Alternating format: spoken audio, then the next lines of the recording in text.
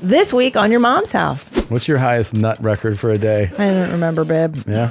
I mean, come on, dig deep. Well, we got robbed at gunpoint, too. That's a cool one. That's super cool. Yeah. And we'll get to that. Can I offer you guys coffee, cake, 350K? I know it was meth in my asshole. Yeah. You know what I mean? Welcome to your mom's house.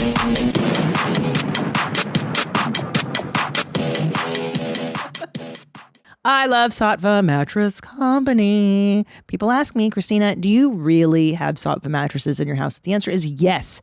Yes, we do. Every single mattress in our home is made by Sattva. The ones my children sleep on, the one Tom and I sleep on, even in our guest room. That's how much I love this company.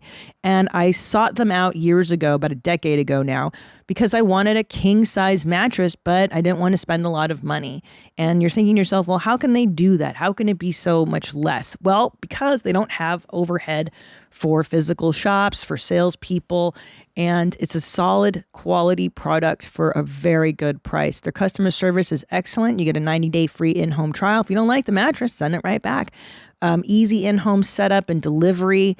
They really are just the greatest company to buy your mattress from. So now go to sattva.com/theshit for $200 off. That's sattva.com/theshit for $200 off your next mattress purchase. Ready in Chamesh.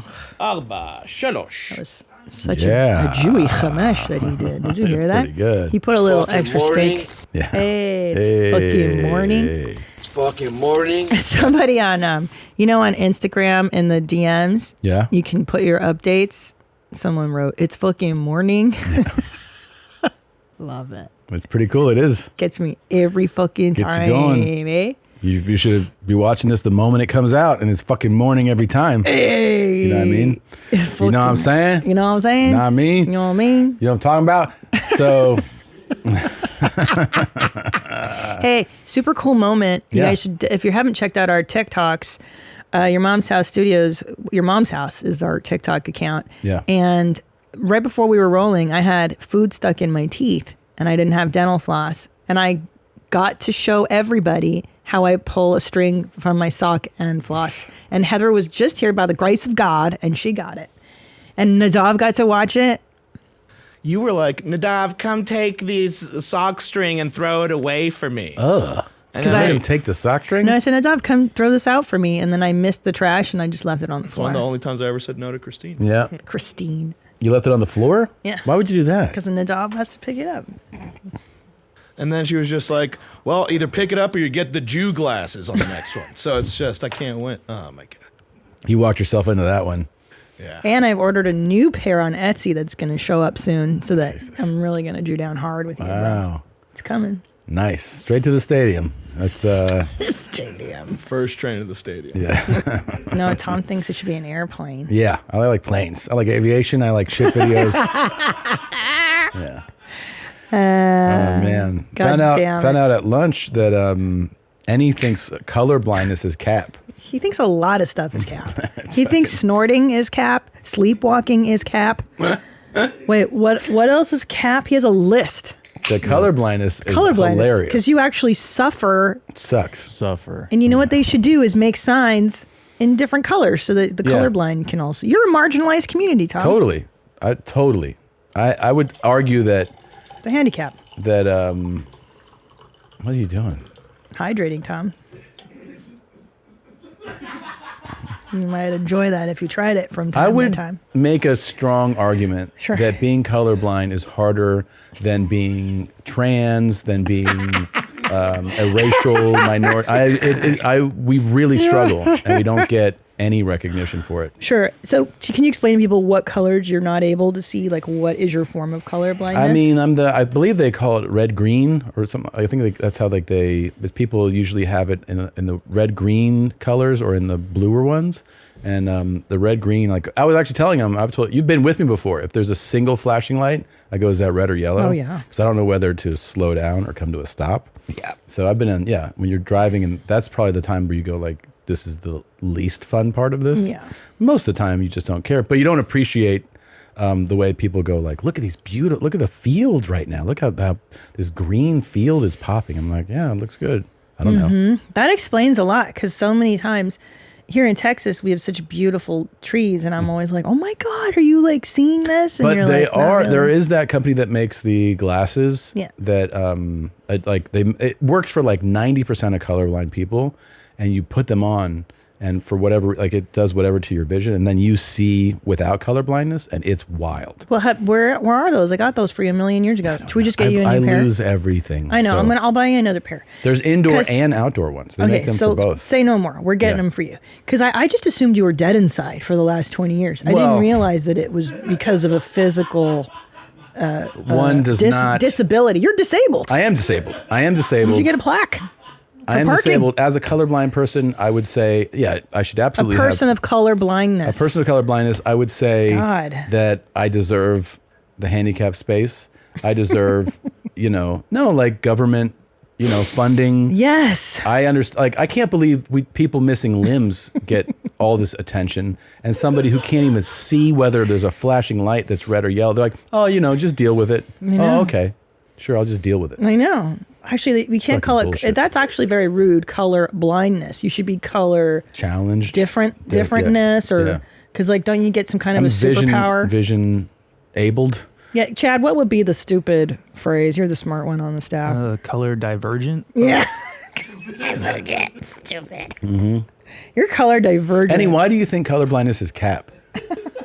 I mean, I'm just really surprised. You have like what? I think you have like 1.8 million like followers. You know what I'm saying? And you like still need the attention. I think it's from I think it's like 2.2 right now. 2.2 million. You still need attention so bad Yeah. that you're gonna be like, oh, I have. This is what I heard at thing lunch. Yeah. that I can't prove. I But, can't prove. Can't Like, prove. oh, it's so hard for me when I get to stop signs. I can't see it. Stop Come lights. on. Yeah. Yeah. Why do you think that's made up though? I mean, it's not that it's not a think. I'm surprised that Why- no one else has figured it out yet. That You know what I'm everybody saying? who's colorblind is just capping. It's just they need attention. It's just like sleepwalking. Oh my Can you- God. It's just like sleepwalking. I can't believe. Can you pull up colorblind? Like, what does it say about colorblindness? Oh God. And this are these the same people that kind of did the moon landing shit? Like, Oh shit. So that's okay. You see those two apples? yeah, What color is the one on the left? right. What color is it? It's colored. It's colored. Well, what is it? Listen Is to it this. green or is it red? Tell me what color is the apple on the left, Tom? Both Both what? green and red. Okay. What color is the apple on the right? Green and red. So what does it say about it? Because I've never like, oh, there's 3 types. It says, what are the 3 types of color blindness? The Deuteronomy.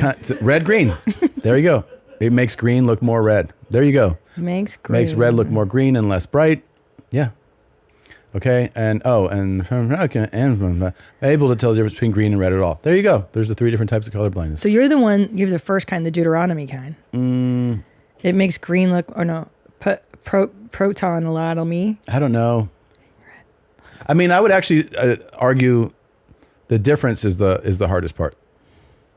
The difference. So what between- happens oh, is so you you're see really you colorblind. see like fire engine red as red, and you see like green like blaring green. You see it as green. What happens is how colors have like the full palette, like the full spectrum of hues. That's where you get lost. Like you can see the extremes. Gotcha. But when they You start can't to be like, when people differentiate. go, oh, this, there's like there's a dash of this in this. You're like, I don't see. Do you think it's because of your Aryan blue eyes that you tout? You always are like, I'm blue-eyed. I'm better than you, Christine, with your shit browns. Yeah. And I think it's your weakness, actually. That, yeah, aesthetically they're more pleasing, but you're like shit eyes. You're just fucking useless, I don't know. That's a really good question. It's a really good question. Made you inferior. And I'm like a shelter dog. I'm not a pure breed, Yeah. but I'm more resilient. I think that it's I produce so much semen that it really is. I mean, I've talked about it with doctors. Yeah. You think it's the cum? One time I told a doctor about it and he jerked me off on the table. And then he goes, this is probably why you're colorblind. Really? Yeah. Because of all that cum in your balls? Mm-hmm. Wow. That's wild. Dude. It's pretty wild. It fills up your retina. Semen. Yeah. You just full cum in your eyeballs. Yep. That's cool. Look, man. Hey, do you think our kids are colorblind? I mean, this is very prevalent in males. Yeah. Color blindness. Colorblindness It's is a lot more- of yeah. bros are like 1 in 10. It's not cap any native Google. You know what else a lot of guys are? Liars. Bunch of big fucking liars. Yeah. Native, But- how many and- men are colorblind? It's a lot. Let's see. Yeah. Let's see how long. 300 million people in the world with color vision deficiency. 1 in 12 men are colorblind. 1 in 200 Oh, women. sorry. Color vision deficiency. Yeah. We don't call it colorblind anymore. Well, that's what I Tom. have. That's what I have. Color vision I have color vision deficiency. deficiency. Just like somebody missing a leg has a walking deficiency. We're the same. My brothers in combat, a lot of us have scars from where we've been. All right? Yeah, I know. How's your gaming? It's fine. You know what my favorite is? What? Is when you come out of battle, Yeah. and I know you've been in battle because you've got that cool red mark on your forehead. There's a lot of gear. Yeah, we wear gear. And it's like it's been suctioned here. Yeah. So hot. I wear a helmet. I wear night vision goggles. I have a full rucksack. Oh, you know, a rucksack. Jeez. Yeah, I'm in battle all the time. Enjoy hope you're- watching your fucking television shows. Wow. Guys like me make it possible for you to enjoy nights like that. Had they let you into special forces, you're color different visioned. Yeah, well, I did an elite fucking level. Okay. Oh, okay. Yeah. Whatever. They Dude. saw my skill set and they were like, it doesn't matter what you see and don't see. We didn't know you could do this shit.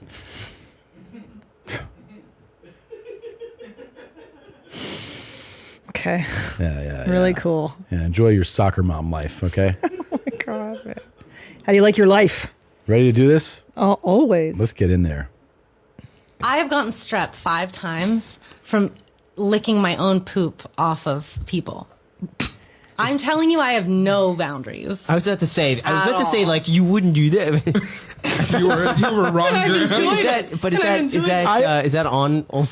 Is that on OnlyFans? I mean, I don't want to seem like we're It just like used to be. marketing. Yeah. No, it used to be, but fine. it's not even allowed on there. Anything like messy isn't allowed on there. That stuff's off camera. Who is Randy? Don't bring anyone mother into this. Welcome to your mom's house with Tom Segura. And Christina Pazsitzky. welcome to your mom's house.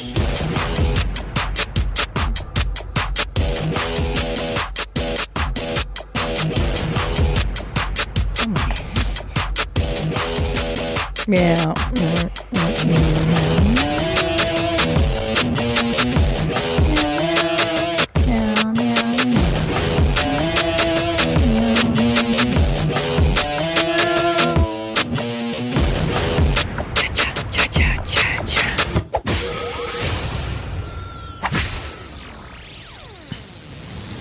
Nice.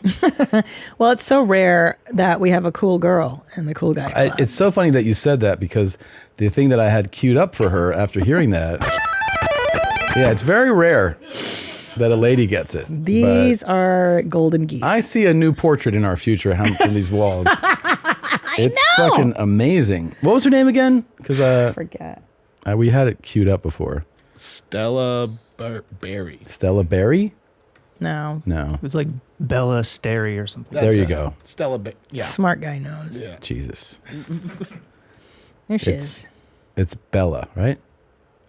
Yeah. She just flipped over the beginning of it. That's why I tripped up. Gotcha. Anal Princess. Oh, that's her. Oh, cool. Oh, followed by Cheeto Santino and Kalila. We have mutual friends. How neat. Figured. Yeah. Well, what she said in that first this clip that we just played on the opening is that she was doing that off camera. Off camera. That was just she was for and she said off of, so it means she was shitting on people or shit was falling out of her, which happens when you're an anal princess. And then she was licking that up. but in her spare time, it wasn't even for Not even an for- OnlyFans thing, yeah. which is cool. But she's out there doing it, man. She's out there having a good time. Can't get mad at that. No. And doing her OnlyFans, but yeah, you got to be in her personal life to get the strep. Pretty cool. That is pretty cool. I didn't even know that's how you. Scroll. Wait, is that how you get strep throat? Is it caca in your throat? You know, I'm not well versed in that, but it sounds like that's a way you could get it. Yeah. Because you get strep, you know. Very cool. Okay. Oh, first squirt right there at the beach. She's fucking unbelievable. Reminiscing. There's where I was at the ocean front. Here, Will Rogers Beach. Wow, I know that one. Yeah, That's I know exactly where that is. Yeah. She had her first squirt on the beach. Yeah. Oh, wow. Very cool. That is neat. I like there's a comment there that said, if you see me licking, sand, mind your business. That's a cool guy. That's a whole cool world that just happened right there. Yeah. It's very cool. All right. Well, I would love to, find more of these videos. They're very inspiring. Usually, like I said, usually it's a dude. Usually dudes dominate the space. But every once in a while, the Lord grants us a gift. And licking excrement, staph, and what is it? What kind of infection was it? Yes, it's strep throat. And I didn't know I love penis. What else can cause... Can we Google that? Yeah, because now I'm worried that every time I've had strep, it's because I accidentally ingested poo-poo. Excrement. Yeah. It's like when you get pink eye, that's when you put shit in your eye. Yeah. Bacteria. There you go. So no, there's bacteria in a lot of things. Streptococcus. I'm sure that it's not just from ingesting shit. You can get strep throat from a lot of things. Damn. Yeah. Yeah, a lot of things can cause it. Well, Dr. Drew has told us that you can eat shit. You can eat your own shit. He sure did. And it doesn't... He almost made it a case to try it. He really did. He was just like, oh, absolutely, that's okay. Yeah. But apparently, he didn't mention strep. It's really uncomfortable. Yeah. Come check it out. Yeah, you should. But we don't advocate eating your own shit or anyone else's on this show. Yeah, don't do that. Yeah, Drew. Gosh. What is CP surprise? You have a surprise for me? Oh yeah, it's a clip I found for you today. Can I click? Can I open Please it? do. Okay. This is definitely something you will love. Okay.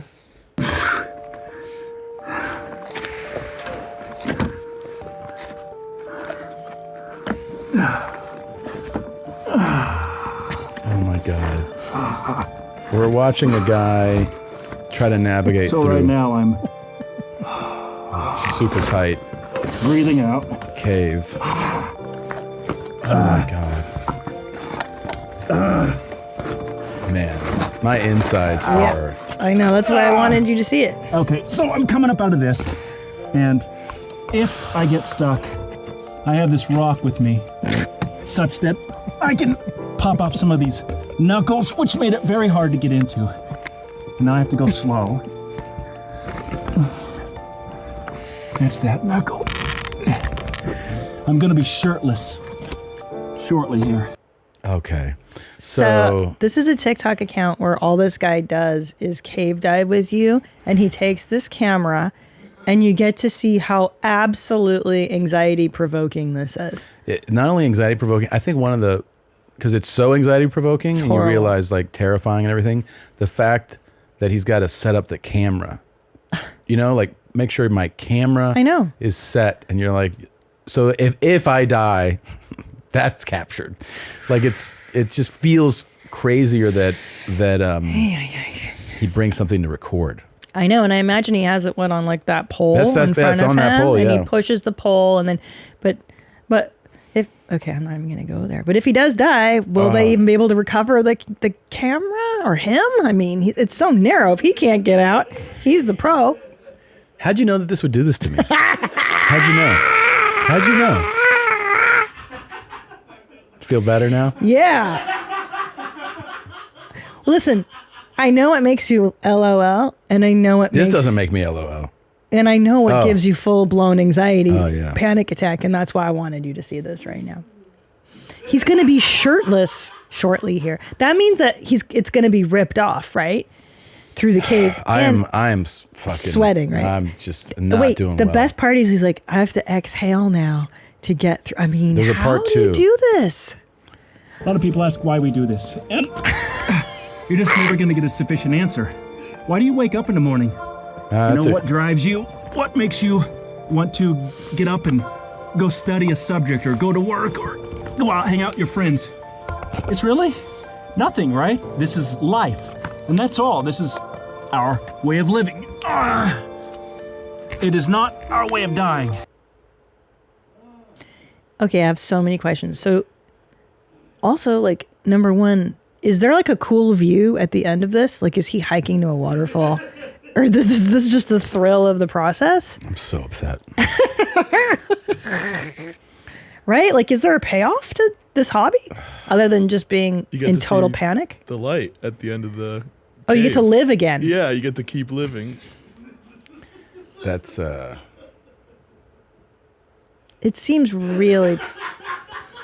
I'm not sure what the reward is other than like adrenaline and like panic. You know, as I've gotten older, Yeah. my claustrophobia has like grown. Really? Yeah, I never really thought about it before, and people would say like, "I'm claustrophobic," or "Are you?" And I'd be like, "No, no." And then like as I've gotten older, it's gotten worse.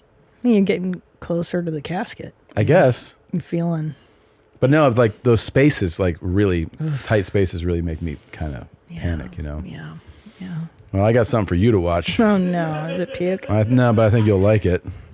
Proud thing that all these women have going on. I mean, I don't knock women for feeling proud and for wanting to have, that girl power and holding things over him, but no, you've got to give it up, ladies. I please my man in every way, all the ways. Wake him up, he gets to nut. Before he leaves out the door, he's leaving empty nuts. At work, I am calling him like, come outside, it's your lunch break, it's time for you to get your nut off. When he gets home, he's getting fed, he is getting another nut and one before bed, or two if he's lucky. That's it, that's a secret. I make sure that my man nuts at least 6 or 7 times a day. Wow. There's an angel in the sky. What a Wow. I mean, what a lovely, lovely girl. She's so caring. That's a full-time job making this guy nuts. 6, 7 times a day. It's a lot of nuts. Yeah. It's a lot of nut. Do you want me to start doing you 6 to 7 times a day? That's a lot of nut. Even in your 20s. I really feel like I feel like the follow-up should be like, is this man 21 years old? Because there's not a lot of guys walking around in their 30s. They'll be like, yeah, I need about 6 or 7 a day. I just learned from a clip that Scottie Pippen was married for 23 years. And his now ex-wife said they had sex 4 times a day, 7 days a week. Every day, including road trips. She's like, we were never apart. She came on every road trip, and he fucked me 4 times a day. Jesus. And he was doing this into his 30s, which I was like, how is this fucking... This is crazy. 4 times a day. Right, so 28 times a week they had sex. That's wild, dude. Yeah, I'm like, man, that's a crazy fucking drive. That's a lot. That's what he and she are used to. 28 times a week. That would definitely hurt your meow. Your meow, yeah. And also, like, what's going on with that ball back? I mean, it's just he's juiced up. He's teed out. Yeah, but go to the web results for this, because that is it's got to be something about let's see, recalls no just because it there you go, 4 times a night. Damn. During their 20 Jesus. Oh, she's dating Michael Jordan's son. That's gotta put a fucking real wrench in the relationship, I would think. Jesus. They're on/off 20-year marriage. Oh no, that sounds tumultuous. Yeah. Always had sex 4 times a night. Yeah, I had sex 4 times a night every night. I never had a day off for 23 years. Isn't that that's wild, right? Even when she's on her monthly bill, and she's probably like, I don't understand how that's fucking wild. Jesus. Yeah. That's cool that their kids know. She's like proud parents of Yeah. 22-year-old son. She's dating Marcus Jordan. I didn't even realize. Yo, hold on. They have 4 children. They do? Go. Look, hold on. The Pippins were fertile. Yeah. 22-year-old, Scottie 20-year-old, Jr. 17-year-old, and a 14-year-old. Oh, so yeah, they have 4 kids. So she had 4 babies. Yeah. And postpartum, after your vag is ripped out 4 times, and he's like, "Come on, bitch." He's one of the best basketball players in the world. That's true. I mean, you kind of, you don't fucking You don't forget say no. who's on the other side of the bed. Yeah. This is one of the greatest of all time. Yeah. Scottie Pippen. Wow. Unbelievable. He is worth it. He could beat any one-on-one. I believe that he would. Oh my gosh. Keep scrolling.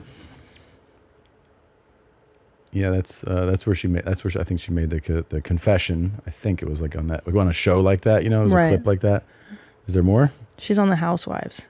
Yeah. The Syrian American influencer was still technically married to the 57-year-old retired NBA legend when she met the 32-year-old son of Michael Jordan through friends, and they began dating last September. I just met him a few years ago. I never met him before. I was with Scottie the very last year. Wow, that's so weird that her ex-husband, now ex-husband, was teammates with, you know what I mean? Yeah, it's kind of And you're dating the incestuous. son of that. It's fucking wild. I bet the son's super hot. Yeah. The son of Michael Jordan. Yeah. But dude, ay. Yeah. This is the family. Oh, they're cute. Yeah, that's the family. Dang. It's him and the kids, like you said, the 4 kids. God, that still can't get over that. 4 times 4 a day. a day for 23 years. That's wild, dude. That is such a. I mean, that is actually a very unnatural. I think that's an addictive. Isn't Something's that going on. kind of weird? It's Yeah. a little high for, like you said. Little high. For a man of his age and the travel and the. Even like when you're totally naturally juiced up at 18, 20. Yeah. 20. I mean, usually those like 4 timers are like one day. Yeah. Right, and then you're like your system kind of regroups. Yeah. And then you kind of go back to it. But if you're like every day, that's wild, man.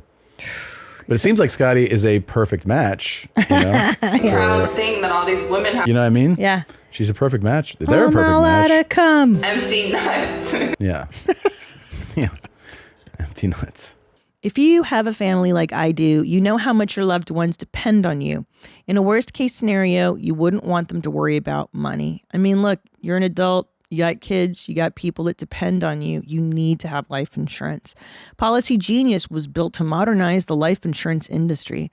Their technology makes it easy to compare life insurance quotes from America's top insurers in just a few clicks to find your lowest price. With Policy Genius, you can find life insurance policies that start at just $25 per month for $1 million of coverage.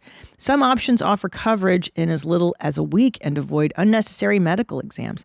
Policy Genius has licensed agents who can help you find the best fit for your needs. They work for you, not the insurance companies. That means they don't have an incentive to recommend one insurer over another, so you can trust their guidance. Your loved ones deserve a financial safety net. You deserve a smarter way to find and buy it. Head to policygenius.com/mom or click the link in the description to get your free life insurance quotes and see how much you could save. That's policygenius.com/mom. There's people out there banging that often. That's fucking crazy. Scottie Pippen. Yeah. I don't know, dude. I make sure that my man nuts at least 6 or 7 times a day. Would you want that many? 6 or 7 times a day. Fuck no. No. As soon as she said, like, we nut in the morning, I'm like, oh, fuck yeah, before I leave, that's dope. And then she's Yeah. like, and then when he's at work, I'm like, come outside. Yeah. It's lunch break, time to fuck. I'm like, fuck, Jesus, I don't know. Yeah. Already, I'm kind of like. Yeah, I know, right? It seems a bit intrusive. Like, do you want your woman just showing up at your job? No. And be like, I'm here to suck your dick. Like, Yeah. I know it's a nice thought, but most guys, when they go to work, don't want their woman just showing up, right? Yeah, but like, if your woman's showing up to suck your dick, it's pretty cool. They're usually like, I need to talk to you. That's annoying. But hold on, if she's showing up at his job, like, where is she? I don't know. I mean, that's a whole other thing. She's like, she's all She's in. juiced up she's fully, too, yeah. she's fully in the game. She's fully juiced up. Usually, too, like if you got 2 off in the first part of the day, you're probably not getting home like, I really need a nut right now. I know, dude. You know? Right, guys? Unless you guys have are young like, bloods. Yeah, you guys are young, man. That many times a day? No. Nah. Maybe for a special occasion. That's what I'm saying. Yeah, not consistently. A sometimes treat, as you call it. A sometimes treat, Sometimes exactly. treat. Sometimes treat. Wake him up. He gets to nut. Yeah. He got to nut. He got to nut. I like when you do dumb girl voice. I got to The nut. hotties. 4 times a day. 4 Every times a day. day. Yeah. This chick needs a podcast. Well, if yeah, she's no not wonder young. this guy is not going anywhere, you know? Yeah, He doesn't he have any can't. energy. Yeah. Yeah. He's spent. 6 nuts in a day would definitely incapacitate me.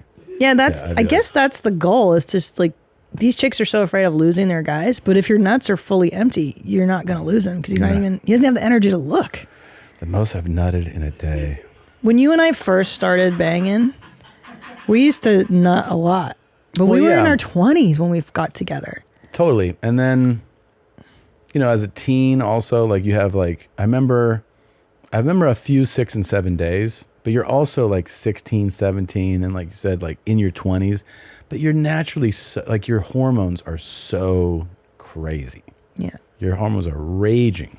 You actually, like you said, you want that tea to kind of wear off a little bit, you know? Yeah, settle down. Yeah. There is a time where like, I remember you could just nut and you just, I mean, there is no refractory period. It's Yeah. just like bang, right back up. Like, let's go again. Yeah. Yeah, I've had, those are solo and with other Back-to-back people nuts. records. Yeah. That's really cool. Yeah. What's your highest nut record for a day? I don't remember, babe. Yeah. I mean, Come on, dig deep. Close your eyes. Jesus. Yeah. I mean, I remember a few times with you. Yeah. Like being sore and banging a lot. Yeah. We banged a lot. Did space come? Space come. That was us. Yeah. That was. Yeah. That's terrible. This Oh. Terry. Are you a cum slut? God, Well, I that feel is like these chicks are. terrible. Yeah. Yeah, they're definitely cum sluts. Here's the thing, you know, every dude is like, yeah, that's what I want. You don't want that. You don't want 6 or 7. You really don't. This chick is, yeah, she's out there. But the right guy will, the addict. Yeah. That guy that's like, you know, it's addictive stuff. 6 and 7 a day. Can I tell you a Pazsitzky effect I had? Totally, it's not about coming at all. So I hope that's okay. Yeah. I feel like we're ready to move on. Okay. Can I tell you what I've been doing for fucking 45 years, 46 years? Okay. When I'm on a trip, go to the airport, my wallet is in my backpack or whatever the fuck. And then as I get to the TSA line in a panic, I stop, get my the ID out. You know what I mean? Like, yeah. I had this thought in the hotel. I can pull out my ID and tip money before I even get in the car on the way to the airport. So that it's just so with it's you. not like a panicked moment. You can start doing that soon. I did it. Yeah. I did it Oh, you for did the it. first time, and How at did that feel? 4 a.m, I was like, "Oh my god, dude, I'm fucking idiot!" Like, why? I always like, "Oh, I got it." And you know, you're waiting. People are waiting. Yeah, Do you do that, or do you just open your? Well, you have a wallet. The that you wallet keep in your back pocket. Well, I mean, there's even times, there's wallets that suck.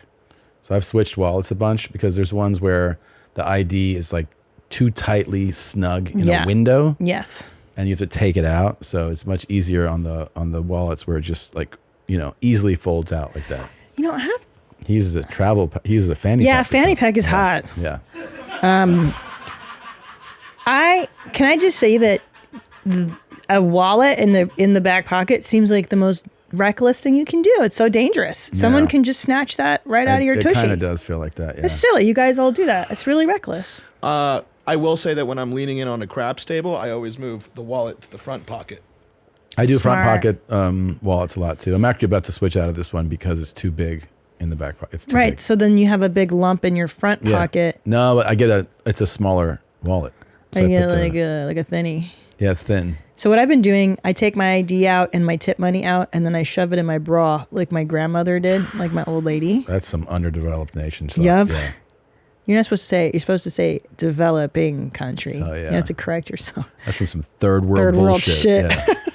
Yeah. You can't say third world anymore. That's so stupid. Yeah. Why is that insulting? It's just a statement of fact, right? First, second, third, because we're winners. That totally is because like America's number one, right? How come no one ever talks about the second world? The people that are in between the first and the third world. Oh my God, know? it's so deep, bro. You're right. So I was like, this is a third world country. Well, what's second? Like Central Europe? Like Yeah. Hungary was considered second world. I'm sure now it's first. Oh, the Second Soviet world was Union. initially used to refer to the Soviet Union countries of the communist Yeah. bloc. It has subsequently been revised to refer to nations that fall between first. Right. But no one ever was like, oh, this is a second world. You always hear about a third world country. Yeah. Nobody pays attention to those second world countries. So who's in the second world? The second world, so-called communist bloc. That's what I said. Yeah, Hungary. So the Soviet Union. what are the second world countries? It's just like...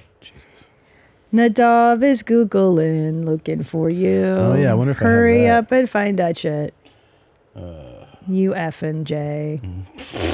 Nadav is Googling. Nadav is Googling. It's on intros. Yeah, I don't see it. Looking for It's you. also on the front one, I think. The Really? First one. And friends. Number 2. Yeah, you're right. I found it. Oh, you did? Took me that long to find it. It should be Thomas looking for his sound drops.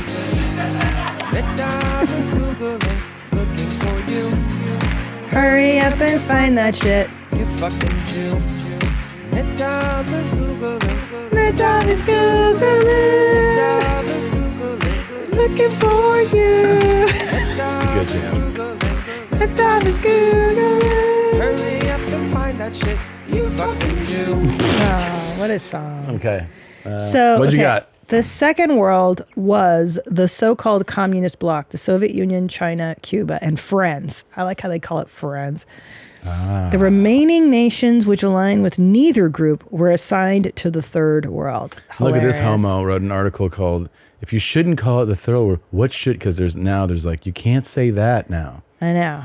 But it does imply like USA number 1, number 2 is the Soviet Union. Yeah. It's like Talladega Nights, you know? Yeah. The Okay. first world consisted of the US. What is the? Yeah, every label has a problem. So, how does the article start though? Oh, okay. So it actually says, "What should you call it? What could I say that wouldn't ruffle any feathers?" Like they give a shit. Developing global South, Global South. low and middle income countries. What's the safest term? What can I say? Can I say chick with a dick? Is that okay? It was Western. Yeah. Okay. Yeah. So back in the day, the Cold War, it was the West versus Soviets, right? There's another group of countries, many of them former colonies, none of them squarely in either the West or the Soviet camp. Thinking of these three factions, French demographer Alfred Sauville wrote of 3 worlds, 1 planet. So it was the frogs who came up with this idea. Yeah. 1952. Huh. Yeah. I mean, the third world, I think it says has always been blurred lines. Doesn't seem like it. You kind of just go like, look at this fucking airport, you know? It's Yes, third world. So third world. Yeah. Yeah. Are these dirt fucking tarmacs? And it just is. It just is. Which part of It's the world like- is first? It's easy. It's easy to see. Yeah. Yeah. U.S., Western Canada. Europe. Yeah. France, Germany. England. Yeah. England, Sweden, Iceland. Norway. Yeah. Yeah. Yeah. Places you feel Here, hold on. okay Here's and the walking solution. around. Okay, here we go. Developing countries sounds like it might be a better choice. On the surface, it seems accurate. We're writing about countries that need to develop better healthcare systems, better schools, better ways to bring water in. Okay, some people in these so-called developing countries are fine with the term. Okay, so what's the wrong with that, you fucking pussies? Oh yeah, and you look at the things that need to be Being called indicators. developing country gives me a chance to improve. Yeah. Yeah. And we're all pulling for you. You We know, don't like it the way it please. is. Then I encountered developing haters.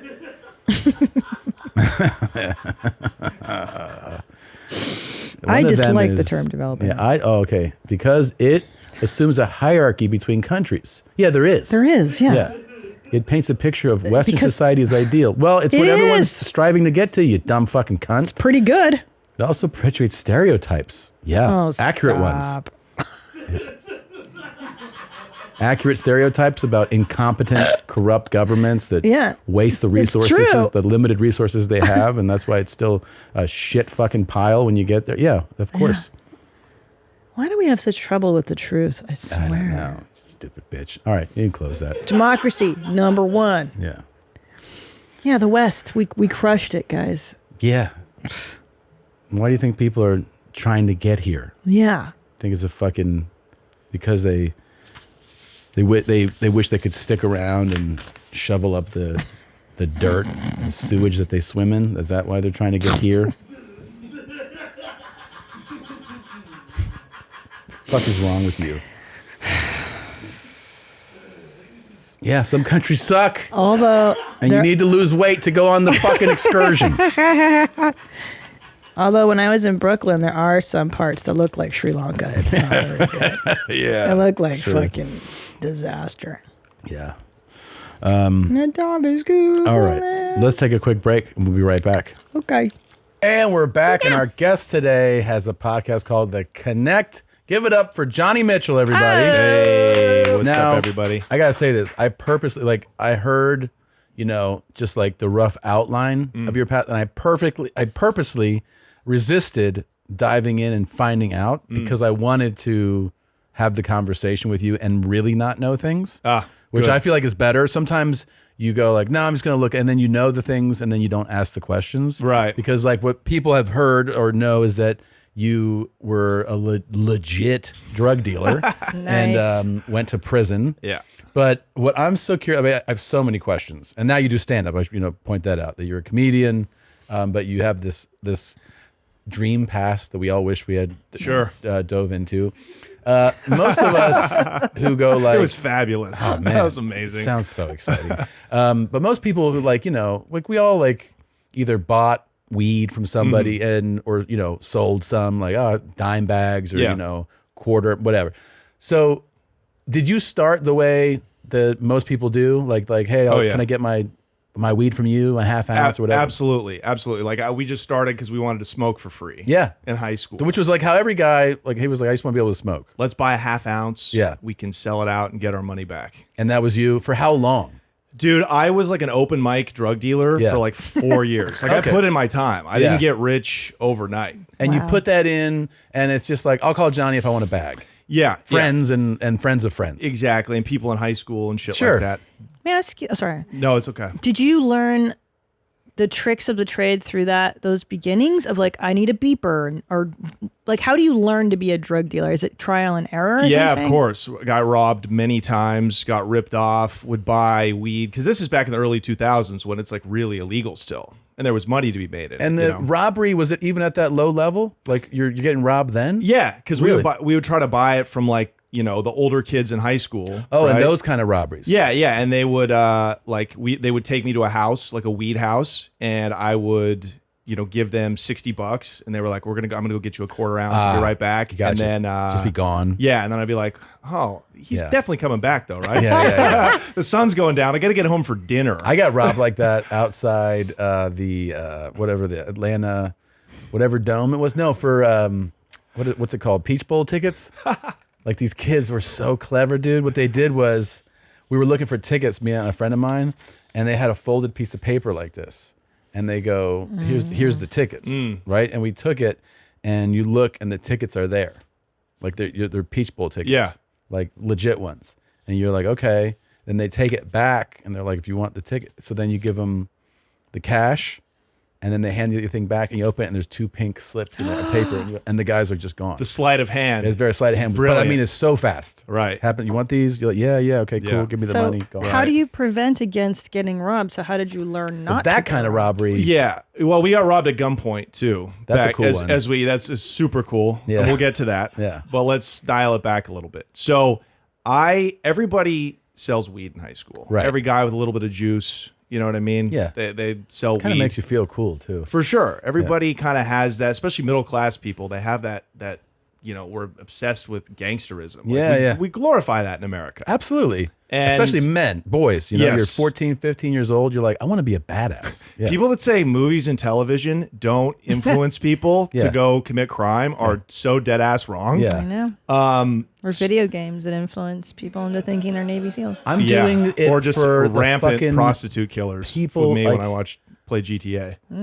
I believe in this country, and I want us to have. Tom just got into the Oculus video game system. But anyway, back to you. You're more interested in Jesus Christ. Amazing you have time to run this empire Yeah, I know. and indulge in your whimsy. I can't believe you're talking shit and you enjoy a fucking pretty great lifestyle. my freedoms. Yeah, because that of you're people like fighting me. for. that Okay. fight. All right, go ahead. Go ahead. So deep down, I always wanted to take it to the next level. Mhm. Like, cause when I found out people could like make a living just selling weed, I was like, oh, that's what I've got to do. But Yeah. I couldn't tell anybody that. Of course. I couldn't tell my friends that, but like I wanted to be a huge drug dealer. Yeah. I really did. So I had that in me from the beginning. But yeah, that's how we started out. And I didn't make a profit for years because I would buy an ounce of weed. Yeah. And I would oversell. So I undercut everybody else at the school. So I would sell you like the biggest dime bags, half a gram more than the next guy. Yeah. So I got all the customers, but I wouldn't have any profit. Gotcha. But I was moving it. What's your first graduation? Like you said, 4 years of like low level. Yeah, pretty much 3 or 4 years. And then we got to college. I went to the University of Oregon in Ducks. Eugene. Go Ducks. Yeah. Exactly. And it's a huge campus. One of the best places for selling drugs. Yeah. You know, I recommend every college Great student do that. tagline for the school. Yeah. If you're Yeah, if you're exactly. watching. Yeah. Yeah. Highest fentanyl consumption. Hey. Yeah. University of Texas. Come Yeah. here. Oh, nice. Yeah. So Hook 'em. So you get there though, Yeah. you have this experience of like, you know how to buy an ounce and kind of sell dime. And then because you have those aspirations, those ambitions, do you go, when I get to Eugene, I'm going to step it up? Like, is it a plan for you? Yeah, absolutely. It is. Absolutely. Me and my longtime best friend to this day, he Mm-hmm. was my partner in it. And I just knew I had to find a source. I had to find a connect, Mm-hmm. right? And back in the day, it's not like now you could just Google search, where do I find a pound of weed? Where do I find a field of weed? Yeah. You could literally do that. Yeah. But back in the day, you had to know, like, it was hard. It was having Yeah. a drug connect. Like, you couldn't call up and get a kilo of Coke. You know, your producers couldn't do that, right? Right. Like, you couldn't, it was the same with weed. So you either had to have like a Mexican connection, like a connection to the cartels, or you had to know these like redneck growers from Southern Oregon or Northern California where they grow the shit, you know? So I knew I just had to find one of those guys. I had no idea how I was going to do it, but you know, eventually, like, you really manifest. Yeah. You become what you think about. So I was able to find that source, that wholesale source, and then it just took off. Now, can I ask you, because this is this is fascinating to Mm-hmm. me. So you're like, I need this. And do you, to get that actual first source, is it, I talked to this guy and then somebody was like, here's the guy? Like, is it through conversations? Yeah. Well, we had to actually pay. We had to pay to get an introduction.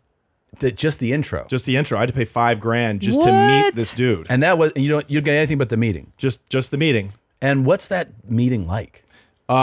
You know, it's sketchy at first. Sure. Because of the implications. Yes, go ahead. Is it like Breaking Bad? Where are they like characters with like tattooed faces and scary cartel type? No, like is it really that cartoony? No, because the Mexican guys, those are cholos. Yeah. Mexican cartel people straight from the border. Yeah. They usually don't even know what state they're in. Yeah, they're like you talk to- farmers. they're farmers. These are guys from Sinaloa. Yeah. They don't associate at all with like, you know, guys that have LA tattooed on their eyebrow. You know what I mean? Like it's a completely different culture. But the guy that you're meeting for the first time, the $5,000 meeting is he? That was a white guy. is he, That white was guy? an old. That was you know, he was like, he's just a working class blue collar guy. He was an electrician that got laid off. Got you. And this is a guy in Ashland, Oregon, and his nephew went to school with me in Eugene, and I think his nephew had got popped with like some meth, and he was getting ready to go do some time, like whatever, 6 months or something like that. No real time, but he was like, "Hey, I got to go sit down for a little bit. I know you need a plug. I'll introduce you to my uncle, but I'm going to need some cash to do some it. consideration. Yeah. So, you know, I hit him with $5,000 because we knew how valuable that was. He Right. knew I was actually getting a deal. And like the guy what that is- guy made me, what the Connect made me was is- way more than $5,000. And that initial meeting, he's feeling you out too, right? I mean, like that when Yeah, it's super sketchy. We we had a 1990 red Acura. Mhm. That was like our dream. That was like the, you know, the white boy, like wigger Yeah, car, yeah. the wigger whip, you know? And we took it like just up this like gravel road, you know, past like barking dogs and just up in the middle of the forest. And dudes had like shotguns. They did. Yeah, shotguns. They made us lift our shirts up. Yep. You know what I mean? All that stuff, right? So it's definitely like, it felt like They're like, why don't delivery. you dial back the fucking red Acura, asshole? Like, yeah. Right. I'm like, I had a flashback to like the movie Deliverance. Sure. I was like, take this guy. Yeah, this guy Yeah. squeals like a pig. And so, how long does that meeting last? Not long at all. Like Not he long. just took us. I was just like, show me the stuff. You know, like he was a real nice guy. He was like, he was almost apologetic, right? He was just like, sorry I got to about make sure you Yeah. guys are solid, Yeah. right? Like, you know, my nephew. Yeah. And it's just weed that he's selling you yeah, at that point? Yeah. So these guys would bury it underground. They would harvest, and then they would have 200, 300, 400 pounds, and they would just stuff it. You know, they bag it up into pounds, put it into like a big, like gigantic plastic tub, and they would bury it underground and just dig it up and sell it Did you as needed. take Smart. from that meeting? Was that just now we can, or did you take actual product from that meeting? No, we just met them. Just met and them. then I was like, okay, great. I think we had like $20,000, and so you know back then, that only got you. Let's see. I think we were paying like $2,500 a pound. So we went down and maybe picked up like 13 pounds a couple days later. We drove back to Eugene, got the cash, came back and picked up. When you got your 13 pounds, though, that's your first like time that you're like, oh, like we're kind of doing this for real. Like, Yeah, we stepped it up for sure. This is for not sure. just dime bags. Now. Yeah, it was very exciting. It's had to be like such a rush. Yeah, we didn't think about the consequences at all. No, it was great. And you're dealing out of a dorm room, or did you have an No, apartment? we're like 21 years old at the time, so we're maybe like juniors. I think we're Okay. juniors. So we had a buddy who we didn't even have to pay him. He was just like, I'd be honored to use my house as a stash. As a stash house. Yeah. What a dum dum. People just want to be involved. That's you how know? that's how much the dream of like totally I want to be a bad Totally. boy is real. So we would just leave it in his house, and then we would go over there as needed. And So that now, would- but now you don't sell like the move, right? I mean, from what I would guess is like when you're moving, you're buying now pounds at a time. What are you selling? Are you selling QPs? Are you selling like what do you sell? So we were kind of just wholesale at that point. Like I didn't want to break it down anymore. So we're actually just giving it to other wholesalers. Okay. And just charging a markup. Just middlemanning. Okay. I was like, I don't want to break it. Sometimes we would. If it was the drought season, meaning like August or September, and there was people would sell out of their crops. Yeah. And you could literally go months at a time back in the day with no pot to buy. It was wild. Yeah. Imagine that now. It's like inconceivable now. Inconceivable. That you could a market could run out of product. But that's great for someone like you. At that Totally. And then we needed to stretch our product. So that's when we would break it down into smaller amounts. But, you know, normally I would just take a pound for 2,500 and give it to you for like 28. time. Okay. So we're making like a middle class living, but Mm-hmm. we're not rich yet. Yes. So, yes, teacher. So to get this straight, so you're essentially giving a chunk to who you were in high school, the guy that's going to go now deal A little it bigger on than the that. street. A little bigger, because I would give this guy 5 pounds. I would give this guy 5 pounds, and Okay. then this guy 2 pounds. So how do you trust that guy, if he gets caught, isn't going to rat you out? How do you That's- trust all these guys? You can't, and that's long term. That's gonna happen. That's what gets everybody. in That's gonna trouble. happen. The big guys, like when I was, flash forward to when I was really making like, hundreds of thousands a month. I had a guy follow a guy around. Mm.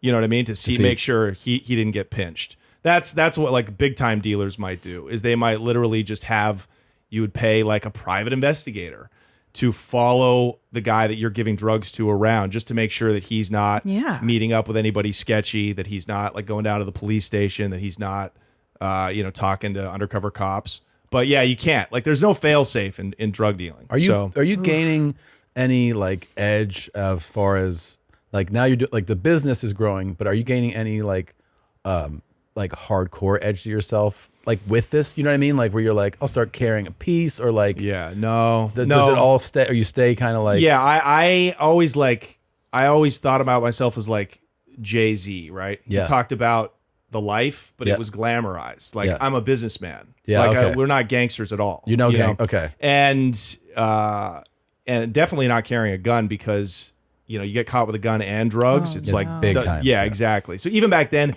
we weren't that worried about the cops. We were always worried about getting robbed. But if we got robbed, it's like that's just a business expense at the end of the day. Like we were fucking up. We, let sketchy people into our world. And this is what happens. Exactly. Did you keep cash super separate, like, stashed in different places so you don't have it all in one place? We tried to, but the cash was the thing that I never trusted anybody else with for the most part. Yeah. So I always really kept it where I lived. Yeah. Oh my God. Yeah. And that was my downfall years later was, I got busted with, I didn't get busted with any drugs. I got busted with cash. Right. I was going to say, because don't they have to launder the money? You have to put it through something. Do you do this now? Like you graduated to buying these, you said 13 pounds the first time. Yeah, 10 to 15 pounds. How long do you do that for? I guess until we graduated college. And then you're like, it's time to step this up? What we saw happening was that the price of the brick, the pound, kept going down. So it was like 2008, 2009 now. So it's getting progressively more difficult to sell weed on the West Coast, and especially wholesale. So our margins are reducing. And that's because now so many people are growing, so many people are selling, laws are thawing, right? So it's, laws on the West Coast. Now it's very easy to get your medical card. So there's just a lot more players in the game because I could see, I'm like, we're moving towards legalization. Like it's going to happen in like a decade. Especially here, West Coast first. Yes, exactly. So we had a lot of fun. We went and lived in South America. You did? Oh my God. Where did you live? How cool. Yeah, I lived in Colombia for a while. Oh my God. I lived in Argentina. Damn. I traveled around. I went to Peru. Oh, nice. You're Nice. Peruvian? Yeah, half Peruvian. Yeah. I went to Peru, Ecuador, all that stuff. And are you still like work like when I went dealing? out of town, I would leave the business with my So you're man. okay. It was great. Got you. It was and then great. you just enjoy life. Exactly. What would you tell family, friends, people you don't want to know? Like, I'm assuming like parents or something are like, what are you doing? What do you tell them? Well, my parents would, they were nosy motherfuckers. Yeah. And I would be like, I would come home. I was thinking about this the other day. I would come home from college for the summer, as you do, right? When you go to college, you Sure. come home back for the summer. And like, I would get kicked out of the house almost every summer because my mom would be like cleaning in my room and she would be like, hey, sweetie, I found this backpack with 30 grand in it. You're going to have to leave if you're going to be doing this. Wow. So they knew. Yeah. They knew. And I'd be like, you're a fucking bitch, mom. Yeah, sure. I would go full white, spoiled kid on. Yeah. Okay, I have some technical questions for you, Johnny. Sure. So you kept the drug supply in your home where you lived, correct? Is that what you're saying? You lived with a guy? No, it was a different location. No, we kept it at a stash spot of a different friend of ours. So when you nobody gave- knew where it was. Okay, so when you gave a brick to, say, a drug dealer, did you meet the guy in different locations? Yeah, always. Where do you meet somebody Always. to deliver the drug? Is it like in the movies? Is it in a parking lot at Chuck E. Cheese? It can be. Yeah. What I was love your Chuck spot? E. Cheese anyways, so I'm like, I'm gonna be here. Yeah. So meet me there. Okay. How would you deliver a brick of weed in exchange for cash without getting? I always kept it. I tried to go where they lived. I would try to go where they lived because now I know where you live. Yeah, motherfucker. motherfucker. Yeah. Good. So I would do that, and dude, I like sold coke to kids like outside of like history class. Yeah. Like it was When'd wild. you break into coke? I broke into coke in the middle of college because remember there'd be those droughts I was talking about where you couldn't get any drugs, So they're like, any weed, and I would just be burning a hole in my pocket. So I would like, and at this time we had started to get connected with like the cartels, and these guys were from the Sinaloa cartel. Yeah. They were growing in Northern California. So I had two different suppliers now. I had two different groups of people Wow. selling me growing weed. And those dudes definitely knew where you lived, though. Yeah, they did. yeah, Right? I don't know. I don't Really? know. I mean, It feels like that they would be like, man, follow that. Like someone would. you would think, but I don't think these guys are as thorough as Don't care. the shows make them out to be. You know, like they where I went to go meet them, it was high up in, you know, the Mendocino forest, and they could see everything that was coming at them. So they had lookouts posted the way they do in the mountains of Sinaloa. Yeah. They have sentries, guards that are watching everything. So it's like if I was working with the DEA or there was a bust happening, they would know about it, you know. So you went there to visit? I would go pick up from them. So I don't think they you picked up in Sinaloa? No, sorry, in Mendocino. Oh, okay. Yeah. No, I went to Sinaloa last month. You did? Yeah, or 3 months ago, right before they went and raided and got Ovidio, Chapo's son. Chapo's son. Yeah. But anyway, so but I met these guys. What'd you go there for recently? What, just to film see? the show. Oh, okay. Yeah, because I thought it'd be wild. I'm like, I used to buy from these guys when they lived in America. Let's go see where their turf is, you know? That is, yeah. And I won't be back anytime soon. But so anyways, these guys also had tons of other drugs. This is before fentanyl, but they had heroin and they had cocaine. So they started to pipeline me with like good Coke Mexican is great Coke. margins, right? Great margins. Yeah. And you can pick up, like, you could buy 4 ounces at a time, 9 ounces at a time, and then you never have to sell to another drug dealer. You could make real money just retailing Coke to customers. Yeah. And the odds of them, to your point, how do you control if the person you sell drugs to gets caught? But if you guys are just doing Coke on the weekends, the likelihood of you getting arrested by the police and you ratting on me is very low because you're just going to do the drugs right away. Yeah, yeah. Oh. So, yeah, it was a great business. And were you doing the drugs too when you get them? Did you get them heroin? You don't touch them. No, especially like I've done Coke for fun, like in South America, but I would never. I'm so cheap. I'm so business minded that whenever I had it to sell, I never touched it. What is like what do you get Coke for and what do you sell it for? Back then, we were paying. Price of Coke's gone up, but back then we were paying about $6.50 an ounce. If we bought 9 at a time, he would give it to us for like $600 an ounce, and we could almost double our money off of every ounce. Wow. Yeah, so it's good money. Yeah. Breaking Coke it down is though, I great. never sold it wholesale. I tried not to. And how much do you sell at a time when you break down an ounce? Grams, grams, eighths, 3.5 grams, and half ounces. Wow. Yeah. Okay. And who splits it up? Is it like in the movies? Is it a bunch of shirtless girls with their tits out with the chopping up and scales? Absolutely. What is it with the shirtlessness? Was that just so you're not hiding shit, right? Apparently you're not. Yeah, but right. I don't know if I believe that. I don't know. I don't know if I believe to have your titties out, like, and all this Coke residue that's getting onto you. It seems egregious. It seems like they just wanted to have these bitches' titties out. Yeah, titties. No one is mad at titties. No, but also it's a good work environment, I suppose. Yeah. Positive. I agree. Yeah. Yeah, it's Long like not day, you like look up, HR you is see going to call. titties, you're like, Yeah. It's all right here. No, I think these are desperate women from the Dominican Republic that have no choice. Yeah. It's and either this they're or like, if you do put on a shirt and we don't know if you're stealing something from us, we're just going to cut your fucking neck open. So just take your shirt off. Yeah. Or we'll call the INS and you'll be back to living with a pig inside of your house. Do you want to share a room with livestock, or do you want to bag my heroin up without a shirt on? But in a developing, emerging economy, not a third world. First world place. Oh, that's right. Yeah, developing. Yes, that's very politically Okay, correct. I have a question about cash. You mentioned earlier Yeah. that's how you got into trouble. So tell me about cash. Where do you hide it? Yeah. Why do you have to launder it? Well, that was my biggest regret, is not starting like legitimate businesses right away. Like, even if you have 20 grand and you have a little bit of like forward thinkingness, you could start like an online business. Like, there's a lot you can do with not very much cash. Yeah, and just hide it, start funneling it through Totally. And even if it didn't make a profit, it still cleans it up. So like, the reason cash is so hard to hide, especially now, is that, well, it's hard and it isn't. But you have to, if you have like a cash business, like buying shoes, like what I would have done is I'd take $20,000 and I would just go down to the Supreme store on Fairfax, pay some kids to go do it, buy shoes for $400 a piece and sell them online to Japan for whatever they're paying for it, $1,000, right? Mm-hmm. And then you open up an LLC, declare it, show all the receipts of sales, and then you pay taxes on it.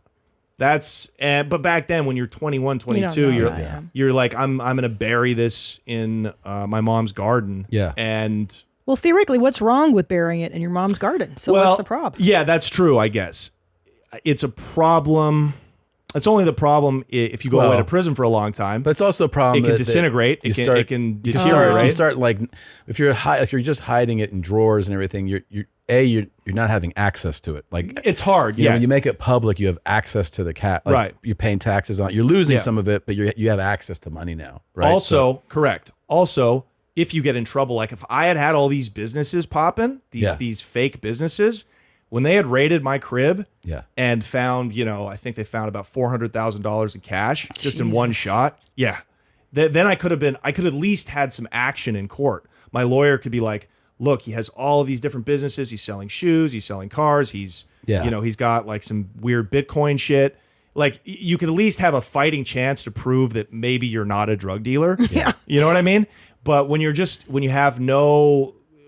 showing any legal income, it's just like, your odds of getting hit with tax evasion and all of these other criminal charges, you're fucked even more. You're fucked. You're dead to rights. So that's why it's imperative to do that shit, right? So where do you physically hide your cash? Are you sewing it into the lining of jackets like immigrants, or is it in the mattress? Dude, it's in the mattress. It's so many places. Like I had, different safe deposit boxes under my brother's name. I had cash in my parents' attic. I had different storage spaces, right? Warehouse space where I would just put a bunch of furniture and like dump some cash in there. Yeah. Okay. My mom actually, this is how difficult. My mother accidentally threw away like $40,000 in drug money one time. Check it out. Yeah, so I was stashed. I had about 40 grand wrapped up, all banded up, put plastic over it, and I was getting ready to move it. And I was over at her house while she was gone, so I just put it in a trash bag and like stashed it under her sink. And I was like, okay, I'll literally be back tomorrow. I just got to think about where to put this. I'm out of ideas, And I go back the next day, and it's gone. And I kind of called downstairs to the kitchen where my mom was. I said, hey, Mom. Did you move anything under your sink? Like, there was a trash bag in there. She goes, oh yeah, I threw it in the trash. I was like, well, that's reasonable. And I go, when is garbage day? She goes, oh, it's today. They already picked it up. I know. The GDP of Haiti was fucking being trucked away in a sanitation truck. Dude, yeah.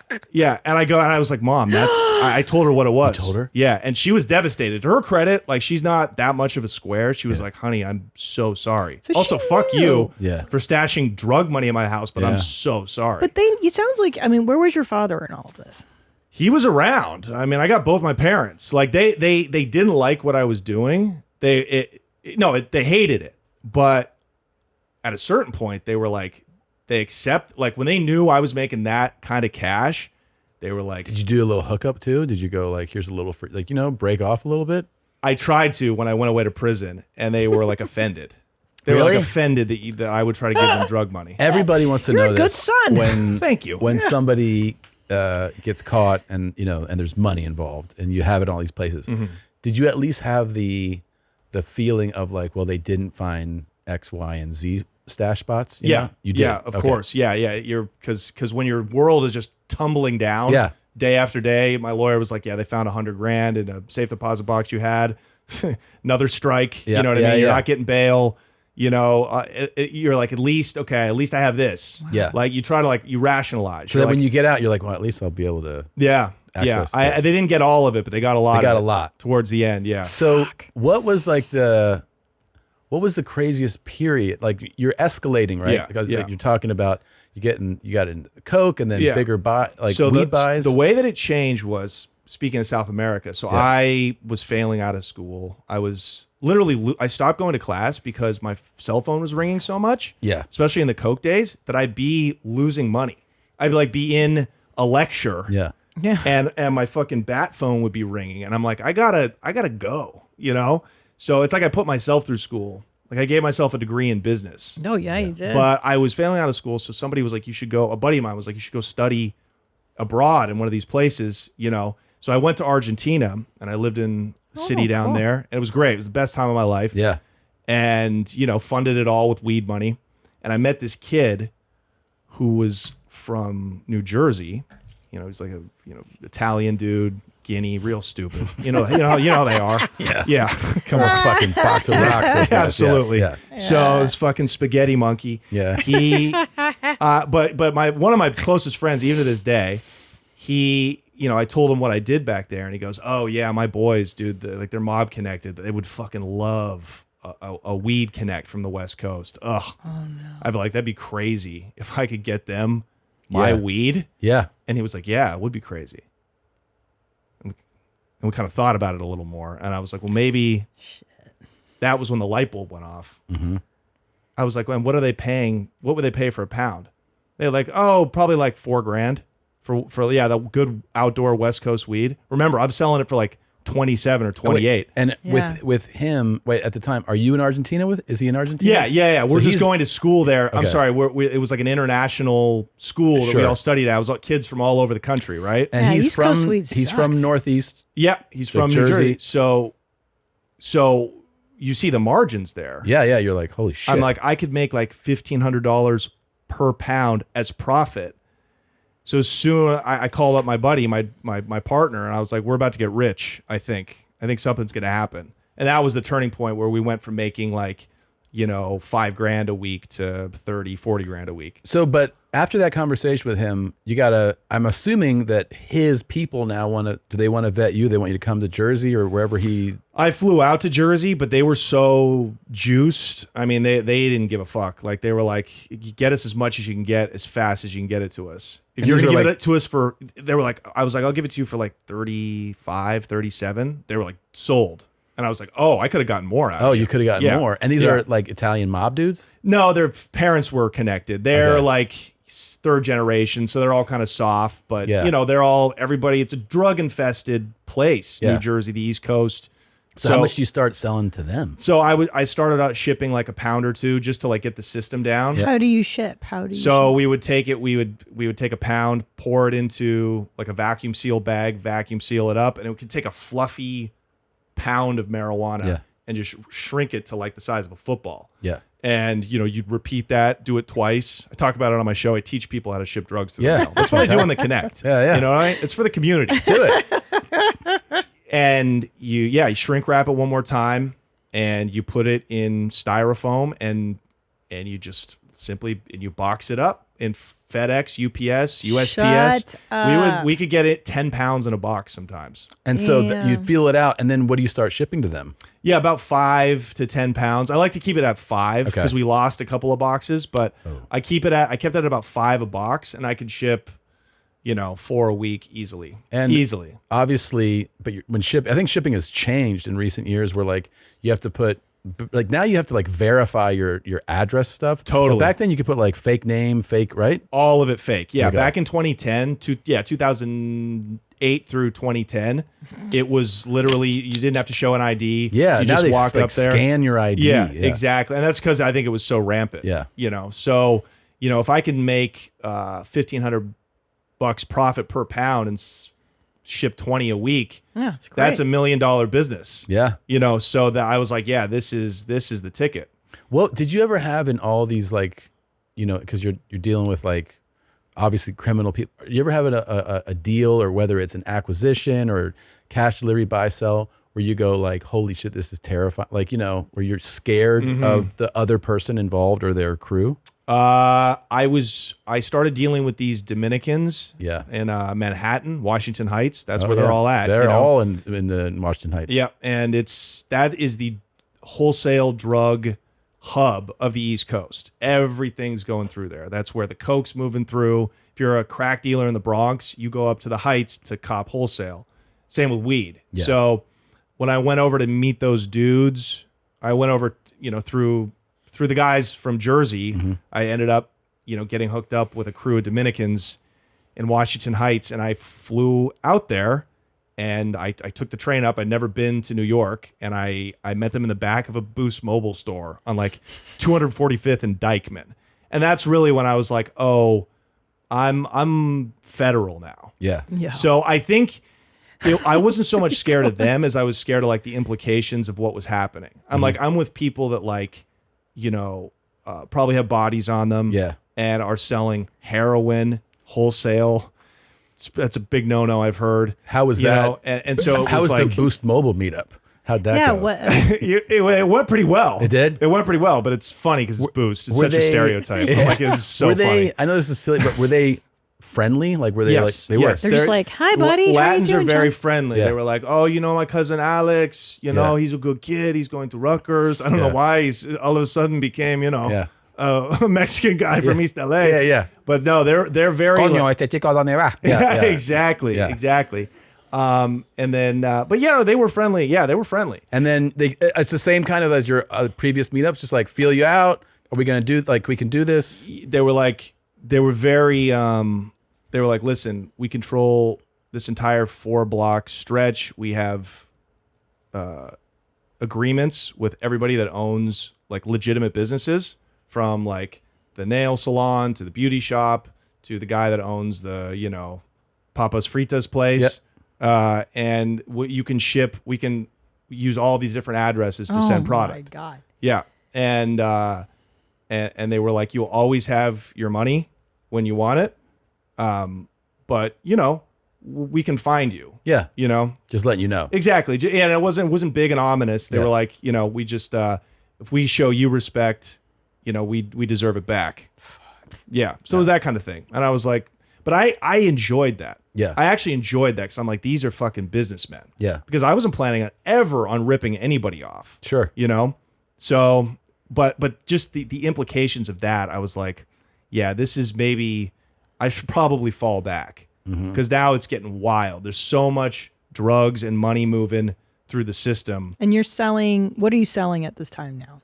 Cocaine? No, there's no coke. This is all weed. Okay. Yeah, these But these quantities are growing. Yeah, exactly. Yeah, I okay. could never get them enough. They would have it sold Jeez. before I even got them. Really? Yeah. So Washington Heights went Damn. from cocaine in the 80s. They were the Colombians' main distributor wholesale. Then those kingpins got knocked off, or they went back to the island. They got deported. It was their kids, and they became like the weed kingpins. Gotcha. Wow. So they were like, "We'll have it sold. Literally, you could get us 100 pounds in a day. It's all gone. It's all accounted for." God And I was damn. like, "Yes." You were stoked. I was like, "This is fucking So awesome." Yeah, what it's the gets best you? What gets you eventually pinched? Like, why? How do you get? Yeah, it was so in 2009 we had one of our stash houses raided by the cops in Portland. I got arrested. They found about 5 pounds and a couple $1,000s in cash. The stash house. Yeah, because I was there. We had a buyer, a guy we were giving wholesale drugs to. He got caught. He wore a wire. No. They and it was just a real Fucker. open and closed case. They raided the spot. It wasn't tactical stuff. It wasn't a SWAT team. Yeah. It was just unmarked guys that looked like Tom. No Yep. offense. Yeah, you no. know? Yeah. Here's the thing. And I they feel just like I walk never in. would have been able to pursue this dream because I have such cop face. Such cop face, dude. Like yeah. every time I've done an illicit thing in my as a kid, that people would be like, yeah, exactly. Yeah, "You're a cop, right?" And Yeah. I'm like, "No, I just went drug. I'm like, Yeah, "Hi." yeah. You could never try to buy beer from a homeless guy at 7-Eleven. No, they all are like, "They're like this. Yeah, Yeah. Just take in, me, man. dude. Yeah.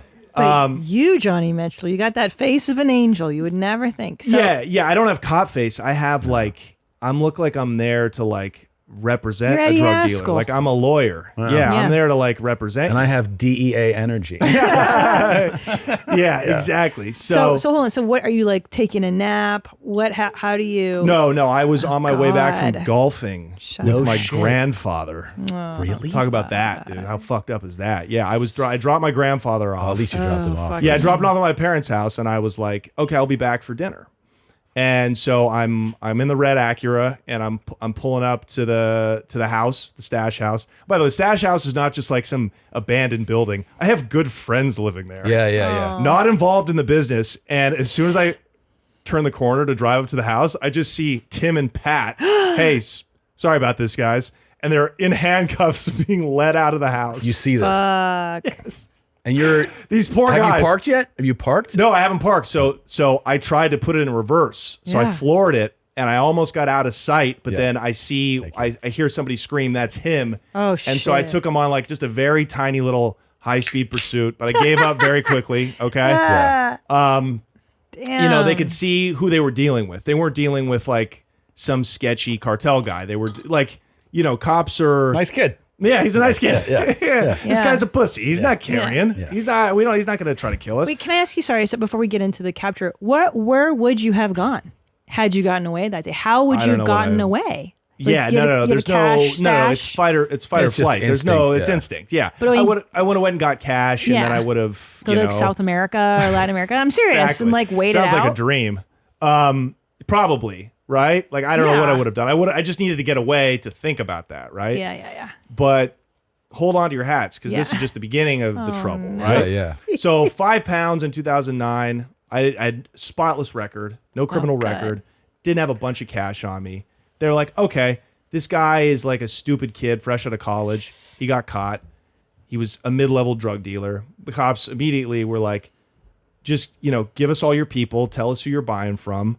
Dude, you won't even have a misdemeanor. Yeah. And I was like, oh, I cannot do that. I cannot give you these guys. Because again, I didn't know if they knew where I lived, but I'm like, I can't give you my people respectfully. You know what I mean? And they were like, okay, that's fine. But, you know, you're going to get this is a felony amount. Yeah. You know what I mean? And you might do some jail time. And I said, look, just, you know, write me my summons and let me go have dinner with my grandfather. You know what I mean? And they let me do that. They were cool. They took everything. They ransacked the house. But it's like, that's white privilege, obviously. Yeah. Right? So, but, you know, I got a good lawyer. And you actually went and had dinner. Yeah. I Were went you and had dinner. shitting bullets the It whole was- time? I was just like, I was numb. I was like, my life's a lie. My fucking poor grandfather's dying. And I'm fucking getting raided and arrested and running around like. Before you get, one thing I wanted to ask is that everybody who always like comes from a normal upbringing, let's say, and then comes into like real money, they end up buying some shit, right? That it raises eyebrows. But you mentioned you're still driving the red Acura. Still driving the Did bucker, you- the did you under ever, bucket, we called it. Like, you know, did you ever go overboard on something where you're like, oh shit? No, you I kept didn't. that- I never cared about material things. I ate out. I ate the best meals. Yeah. I traveled everywhere. But you didn't like acquire things. No, I That's didn't smart. acquire things. Yeah, I just But like that's freedom. Interesting, because what you said in the very beginning is that when you did this in high school, he didn't turn a profit. You didn't turn a profit, you said, for the first 4 years. Yeah, like yeah, it was it was a really while. for the love of the game. It was for the love of the game, and then like all this money, I'm just like I can be up and out. Yeah. Like I didn't, but I knew how hard it was to make it. So I'm Yeah. like, I'm certainly not going to burn it. And I knew this, I couldn't do it forever either. So my goal was truly the drug dealer's dream, the gangster fantasy, like the way the Kennedys did it, right? Their dad was a bootlegger and their kids went legit. I was like, wow, I can really, if I'm smart with this, I can make millions and get out. And that's, you know, what almost nobody is able to achieve. But a lot of people actually do, and you never hear about them because they're not making shows on YouTube, you know? Yeah. Yeah. But so look, so I Wait, so you have your dinner and then I have my dinner and then life just goes on. I get a lawyer. I'm summoned to go down to court. And again, the detectives are there and they're like, we can make this go away. You'll get a misdemeanor, but then community service, you'll work it off. And what are you telling your lawyer? You just tell him like, there's no way I'm giving anybody up. Yeah, your I was lawyer's like, I probably can't. like, take this, right? No, he was like a scumbag drug lawyer. Oh, okay. We called him the Fat Man. He Okay. had 4 fingers on one hand. I don't know how the other one went missing, but I'm like, this guy but he was obese, and I'm like, this motherfucker's got to be winning a lot of cases. Yeah. You know what I mean? Like, I know it sounds funny, but it's true, right? Yeah. So it's like I was just like, I'm not going to cooperate because I had just met my guys on the East Coast. Yeah. I knew my business was about to take off 10x. Yeah. So I was like, I can't quit now. So I just pled guilty. I did a couple weekends in jail. I got like the college kid special. Yeah. Where you're going to go to jail for a couple of weekends. You're going to do community service. You will have a felony. You'll be on probation. Got to take a piss test. But so pot was already becoming like that. Like Yeah. it wasn't like a mandatory minimum. If I got caught in Texas 5 pounds back then, I'd probably do some time, right? So I kind of got a slap on the wrist. But my lawyer was like, now you should fall back. Like you could get this expunged. Yeah. You could live a normal life because it's just one drug felony. Yeah. This happens all the time. Yeah. And I was like, yeah, no, I can't do that. What are you, nuts? Yeah. Don't bring that up. I'll probably need you again. You Yeah, know what I mean? sure. So, and that's when the business exploded. So That's it did when explode. Exploded after Did that. your connects find out that you gotten arrested and like didn't rat and all that? Or No, I never. They didn't find out. Okay. They didn't find out. I just kept it pushing. So how do you get caught? So things explode. Like business goes great. Oh, and we found the guy that ratted outside of a bar, and we beat him up. Good. Really? Sorry. I mean, we didn't like stomp him out, but we should. he got a good beating though. Yeah. You gotta teach I'm sorry. him a Was he like, lesson. I'm sorry? No, he was good and drunk. He tried to fight back, and he just couldn't. You know. Yeah. So how long between these? You're on probation. Business booms. How long does it boom for before you get in trouble It was again? about a year and a half. Oh, that's a maybe good- like 20 months. Good run. Yeah, yeah. And Enough to get you confident again that things are okay, and right? it made me so much money. Yeah. But every time I would hit like a number, Yeah. like okay, I'm like $250,000. Oh, it's got such a nice ring to it, and Yeah. I'm like, this happened too fast. I got to make $1 million. Yeah. And I got to $1 million, and I'm like, let's go for 2. Then I can put 1 away and then invest the other one. You know what I mean? So it's that classic thing where it's like, feels good. okay, right? Yeah. Right? I could have been an early investor in this thing you got going on. Yes, exactly. Yeah. So, but so the point is, when I got caught the second time, when they raided the house and they found all that cash but no drugs, I already had a felony. I was already on probation. So even if I beat that charge, I was going to get my probation revoked, and I would have had to go do time anyways. Yeah. You know what I mean? So, because I had a 3-year tail, we called it. Tail. That's a real criminal term. Yeah, for sure. Yeah. So sorry, they raid your house for cash, right? Yes. So how does that happen? What's the tip off? Got it. So the Dominicans were rock solid. These are professional drug dealers, and brown people, black people, people of color. I know this is a family friendly show. Yeah. Yes. Yeah. Yes. Thank you. For yeah. Pardon my privilege. POCs are the best drug dealers. Yeah. Because they have to be. They have to be. They know how easy it is for them to get arrested. They're profiled all the time. Like, so they're solid. they're solid. Yeah. Like, we really didn't think at a point at all about police. Yeah. Like, white guy, we were only worried about the jack boys. We thought the only way we can get caught is if we're speeding down the highway on our way back north from, Southern Oregon, and we get pulled over. Yeah. And, they just get lucky. It's an accident. But, Dominicans are like, yeah, no, law enforcement's actively looking for guys like us all the time. And so they act accordingly, you know. But these guys I was dealing with, these kids from Philly, from South Jersey, they were just, I would open up packages, UPS packages, and $50,000 would just fall out of the package, and it would reek. It smelled like they were smoking blunts and blowing it all over the money, like. They were starting to get sloppy. And I was like, guys, you got to package my money like I package your dope, Yeah. But so I think probably what happened, and I didn't find out exactly in the discovery paperwork because the cops lied in it. They do. They omit stuff all the time. Probably a dog in like a sorting facility, a drug sniffing dog, smelled that package of money, and they put a little tracking device in it, and they followed that all the way back to Oregon. Damn. And they alerted, the people at FedEx in Oregon. And then what, you go pick it up? They delivered it to one of the places where I would pick it up from, and they started following me. They followed me back to my place where I kept the cash.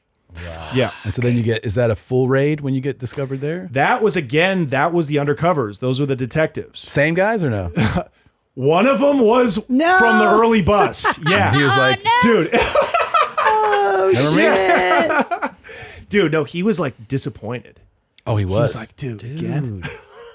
He was like, again, but good job. He saw all the cash there. He's like, wow, you really made some of yourself, kiddo. Good job, man. Yeah. Yeah. And then he put his knee on my back. Yeah. But yeah, no, again, it was just the undercovers. And they were like, look, we're going to get a warrant for this house. They didn't even have a warrant to search the house. They pulled my car over as I upgraded from the Oh, the good. red I was actor. going to ask. Yeah, I Finally, upgraded. Yeah, you got to enjoy your money. I had a Charger.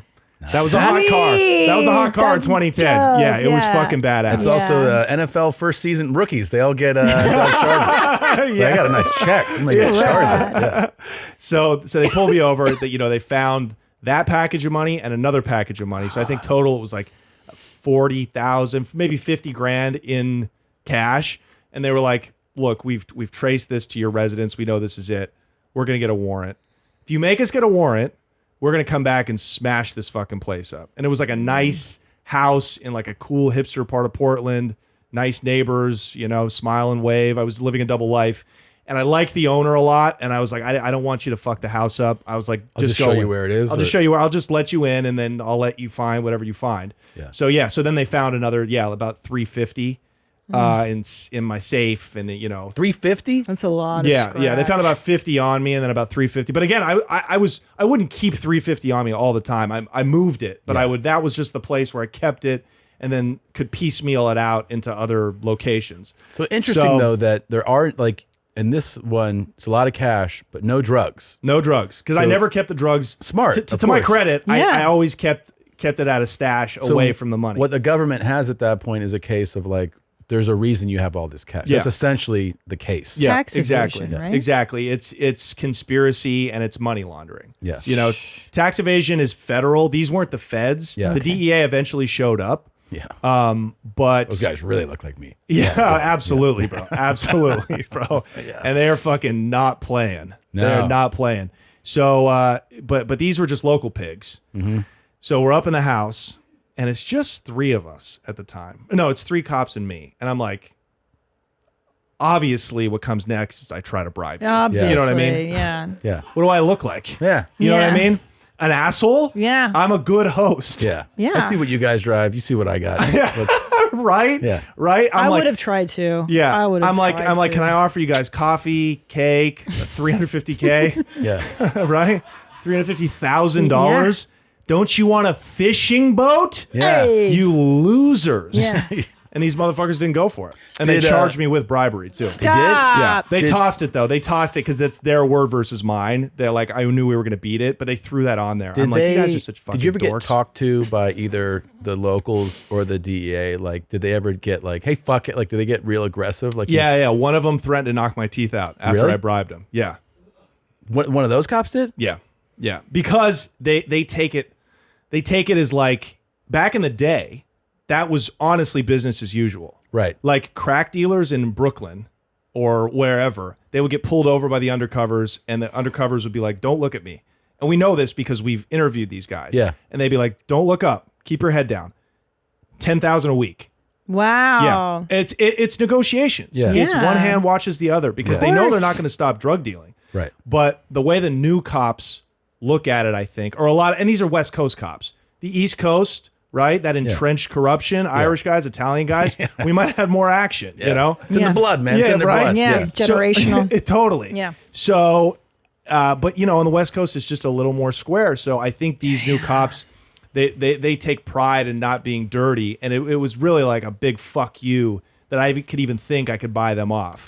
You know? So did they use like ridiculous? I'll just answer your question. Yeah, you don't go have ahead. to raise your hand if Well, you don't want to, but I love the respect. Yeah. Tom, I want to know. I We're hope in you show class. him this kind of respect. Never.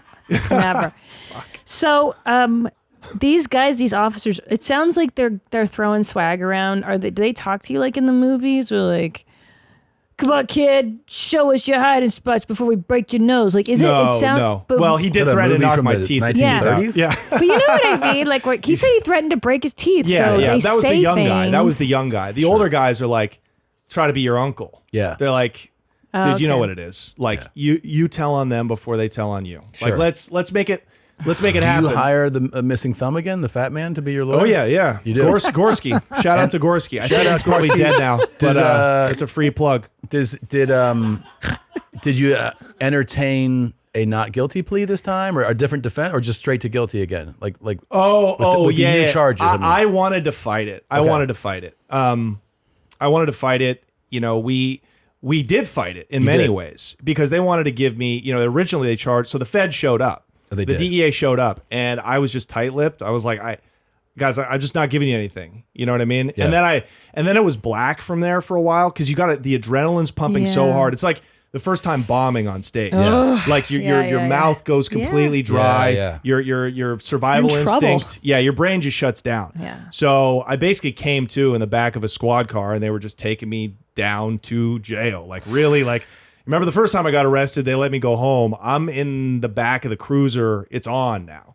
So they originally charged me. They were like determined. They were like, this kid is working for the cartels. He's probably selling coke. Look at all the money we got. You know what I mean? Yeah. They were like, ooh, they were salivating. They're like, this guy is going to lead us to like some big time cartel busts. And the reality is I wasn't working for the cartels. They were just a supplier. They were one of my suppliers. Yeah. You know what I mean? So they originally threw like federal money laundering at me, and they just kept me in jail. They denied me bail. They denied me bail. Murderers get a chance to bail out. I had the bail money ready, and they were like, this guy's a flight risk. You know what I mean? We know he's made calls to South America. We know, look at all the cash he has, Your Honor. This guy's going to be gone. Well, that's what I was going to ask you. At this point, I mean, I would maybe fucking take off. That's what I offered the cops. I was like, listen, take this money. Nobody's here right now. Your superiors, like you're not even lieutenants, right? Like nobody knows about this. Take the money and just said I booked it. Like I got away, and then I had some money hidden that they hadn't found. I was going to take that, and I don't know what I was going to do. I was going to go to Canada, maybe. Mm-hmm. I was going to, because I have a Canadian passport. Oh, sweet. Yeah, right. So, or go south. Like who knows? But I was like, you know what I mean? Just give me a day. Yeah. That was kind of my thinking, was like, okay, I'll just bail out and then we'll take it from there. And you know what? My father, to his credit, you know, my father, who is a lawyer, a shitty one, right? Look at this fucking, couldn't even keep his kid out. I'm like, I hope you don't have any death row inmates. Yeah. Prepare your last meal, buddy. But he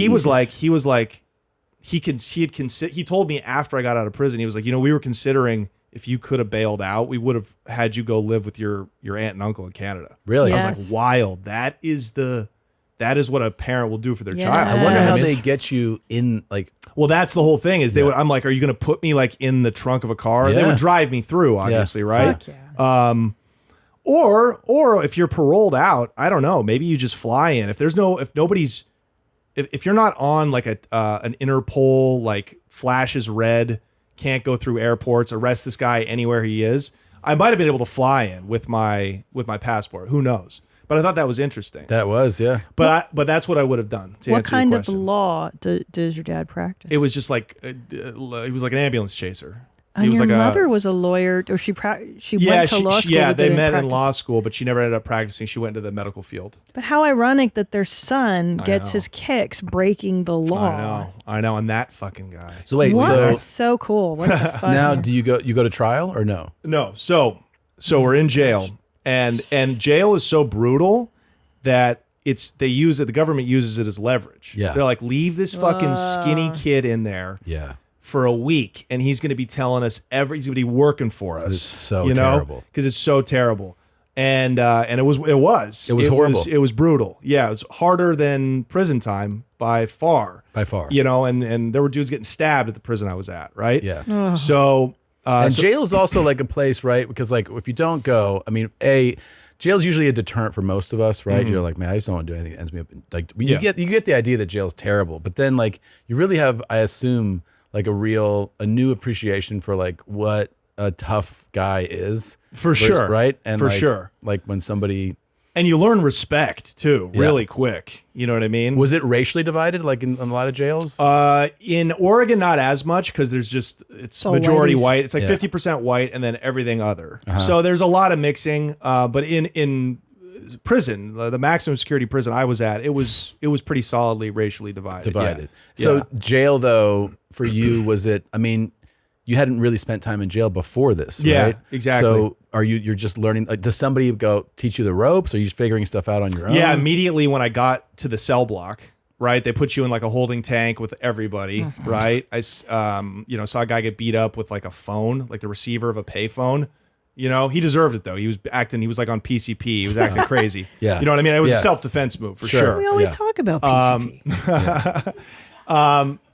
And then so I hit the, they strip search. Yeah. Guy was like, Like I couldn't believe it was happening. Yeah. I'm like he was like, take your clothes off. Yeah. Bend over. Did you have to And he spread was like, your cheeks? I was like, not the underwear too. He Right. goes, oh yeah. Squat. Yeah. So I had to spread the cheeks. Did that hundreds of times. You know what I mean? Yeah. It's wild. Jesus. Brutal. Worst part about prison by far. Is spreading, and you Yeah. have to do that a lot once you're in prison. Dude, yeah, especially like if you I worked in the kitchen. You go in and out of in something. and out, yeah, in and out where you could smuggle out a weapon Mm. is you're just randomly going to get pulled. I didn't get strip searched as much because I wasn't gang affiliated, but I got strip searched enough, and it was like, and the guys talking. You get to know each other so well. The guy's like, I'm asking how his kids are Yeah. as I'm lifting up my nuts. Yeah. Like how was your daughter's recital?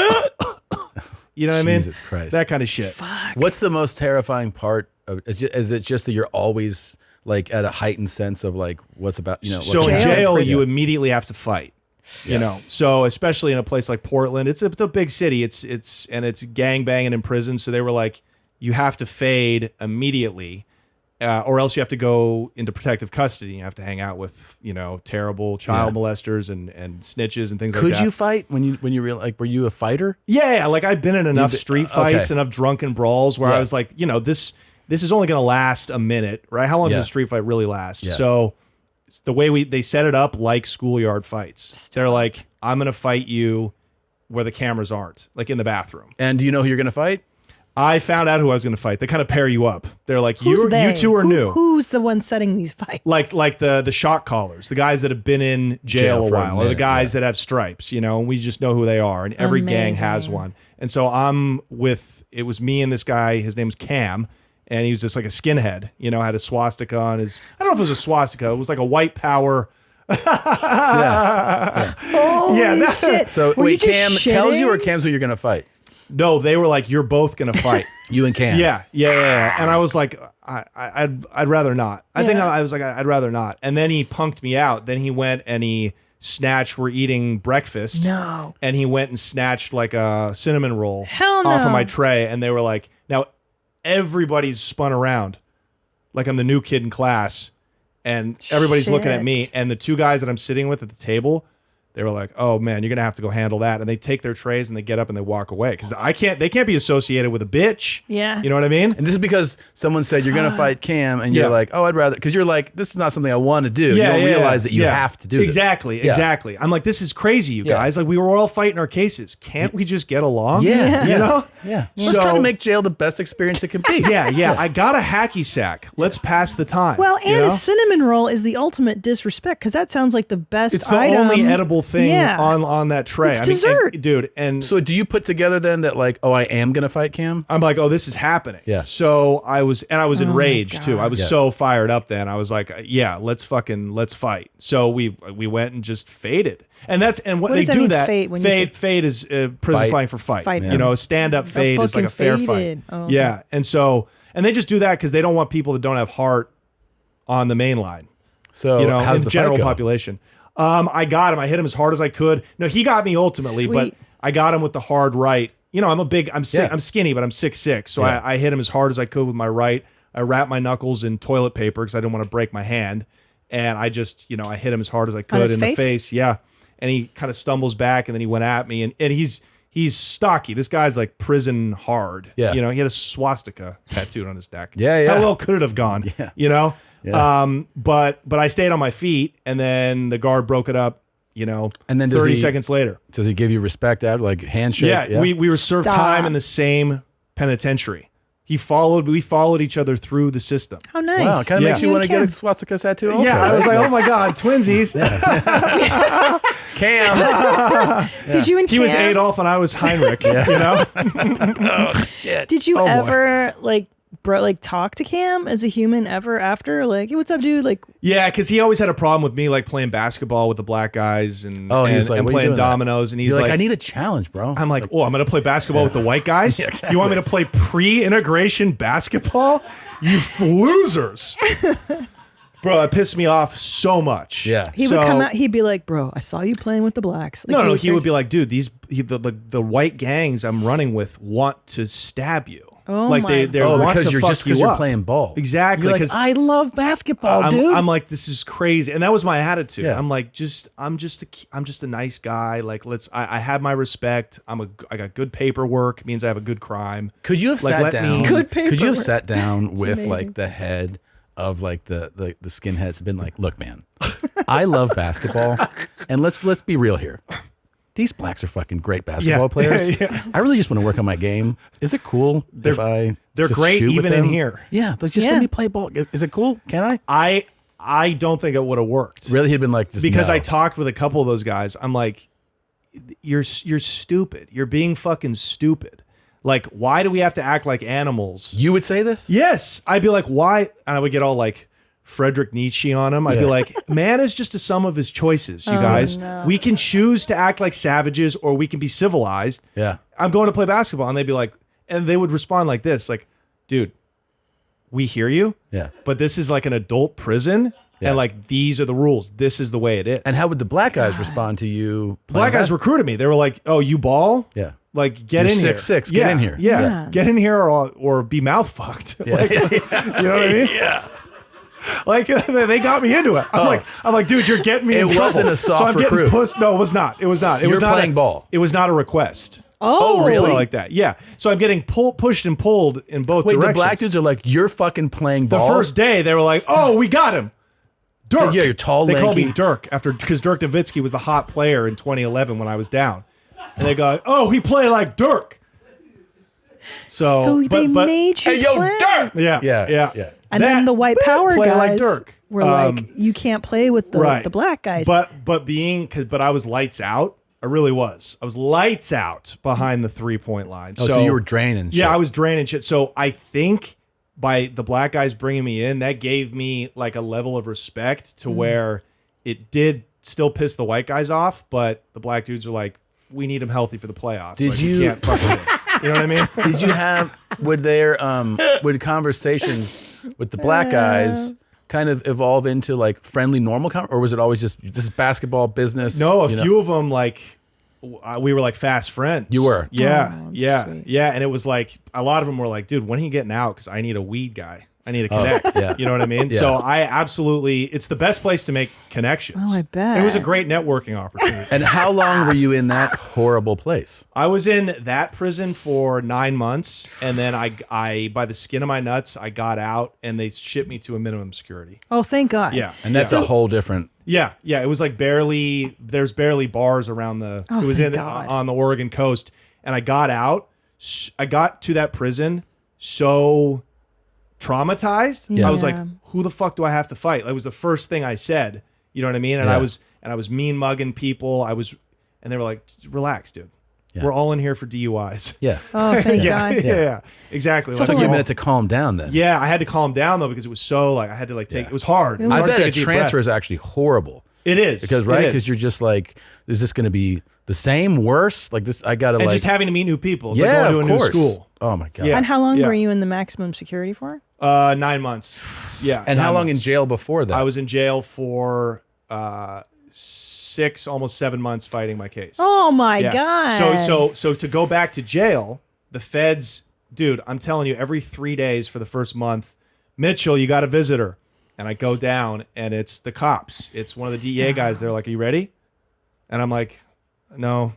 Because I'm like, I know, no, I'm not telling because I have my lawyer, Gorski. He was like, look, they are going to, the reason they're asking you all these questions is because they don't really have any evidence. Yeah. Hmm. You know what I mean? Yeah. So like, just keep your mouth shut, right? Just don't say a like they word. want to give you, they're threatening you with all these years. Just clam up. And the longer we hold out, the more apt the state or the government is to say, okay, let's just make a deal. Yeah. Because he's got to go do some time.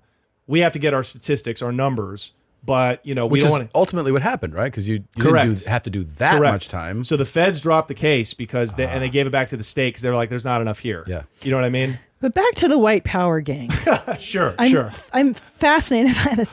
How did you? So did you have to join a gang to be protected, or how did No. they not recruit you? No, because I was celled up with a guy named Jimmy who was the shot caller for the Hells Angels. That's a big popular biker gang Yeah, on the we West know Coast. them. Yes, yeah, huge fans. Absolutely. Good guys. I Yeah. guarantee you there's guys on their smartphones in prison today watching you, watching this. Oh, hi, for Hells sure. Angels. Yeah. Hey guys. That's Hey cool. Cam. How's it going? Hey, big fan. Oh, he's OD'd already. Oh yes. Okay. Probably. So I was celled up with a guy. Yeah. I was celled up with a guy named Jimmy, who. So was- Jimmy's a shot caller for the Hells Angels, Yeah, and which is he was- a gang. Yeah, essentially, exactly. a white It's gang. a white gang, and he was the guy that kind of like made sure I wasn't touched. The black guys helped, right? Mm-hmm. And plus, I had some juice. Like I had a good crime. Oh right. That's how they refer to things. Does he have good paperwork? Yeah. And so I was a big time drug dealer. They're like, that's pretty cool. And then the state, exactly, Yeah. exactly, Yeah. yeah, Sure, yeah. exactly. That guy kind of rules. Yeah. Yeah, you know? it is cool. It does. Yeah. It is cool. No, it's still it- cool. it kind of is. I mean, I think you're cool. And you don't see So- a lot of people in state prison with high level drug crimes like I had. So, Oh. so I think it was like an amalgamation of all of that. And Jimmy was like, dude, it's wild that you're in here. Like you really fucked up, but like, just keep your head down. I'm going to make sure you get out of here at least. I don't know if you're going to get Really? your good time. Why did he take? Yeah, why would he help you? He just took a shine to me because I don't know. I think he'd been in there 30, 25 years already. He was doing life. And a lot of those Shit. lifers, they gangbang their first, half of their stretches. Yeah. And then they realize they lose their appeals. They're fine. They know they're going to die in there. Yeah. So they have spiritual transformations. Yeah, yeah. A lot of them. And you were respectful to him, obviously. Of from the- course. yeah. And also I helped him smuggle a couple of drug balloons. I did do that. Yeah. There you go. Yeah, I did do that. Okay. I did do that. But when he found out, Hold on. No. Oh, we don't wanna Don't breeze you past move that? on. It's just- Yeah, how do you smuggle drug balloons into come prison? on, Christina, how do you think? Johnny, in your culo? But how Yeah. do you get past the in my coffin in my spread? chocha, in my pussy. Yeah. How did your pussy How not do you- give it up? Yeah. I had to wet it up, dude. Yeah. You got it real up. No. I would. It's like the small drug balloons, maybe like that size. They pack so much weed into it, and then you just keep the end, the balloon end. You keep it sticking out like a tampon, so you can pull it out. But how do you not get it discovered? Like in search. Well, remember, I'm not a gangbanger. Oh, so right. I'm strip search less So than. but you're rolling the dice on. Am I going to get pulled right now? Right on a balloon. Well, Jimmy would tell me when to go because Jimmy was paying off a couple of guards. So he'd be like, today's the day you're going to bring this down to the kitchen. So I bring it down to the kitchen, pull it out, and I would just leave it for somebody else who would take it to a different cell block, like a different wing. Gotcha. And I didn't ask what was in it. He told me weed once, but I'm sure it was meth. I Yeah. know it was meth in my asshole. Yeah. You know what I mean? Are How many you people nervous? can say that? Are you Can't like wait to have kids telling my story, Meth. It reminds me are- of this right here. If you've had any kind of erectile disorder problems, I'm here to tell you, forget about Viagra, forget about salads, forget about dick implants and all that stuff. So I don't know if you believe me or not, but if you like to see me smoke some meth with a small limp dick that doesn't get hard any other way and watch it get harder and harder, the more I smoke, the harder my dick gets. Jesus It's unbelievable. Christ. Your dickhead becomes so sensitive Ugh, that you it don't is need so lube, you sensitive. don't need spit. You just stroke that Got dickhead just it. up and down 4 times. Okay, I'm gonna just throw up. barely do it, and you will shoot an enormous amount of very thick, hot white cum. My brother didn't believe me, but when he smoked with me, he put out his dick. I couldn't believe how big his dick was. He jacked off in 4 strokes and shot the most cum he'd ever shot in his life. Isn't that cool? Thanks, Jimmy. Yeah. Appreciate it, dude. Cool, yeah. This guy's like a fertility doctor. I can't get my wife pregnant. It's like, this is how you It's thicken how up you your do it, loads. man.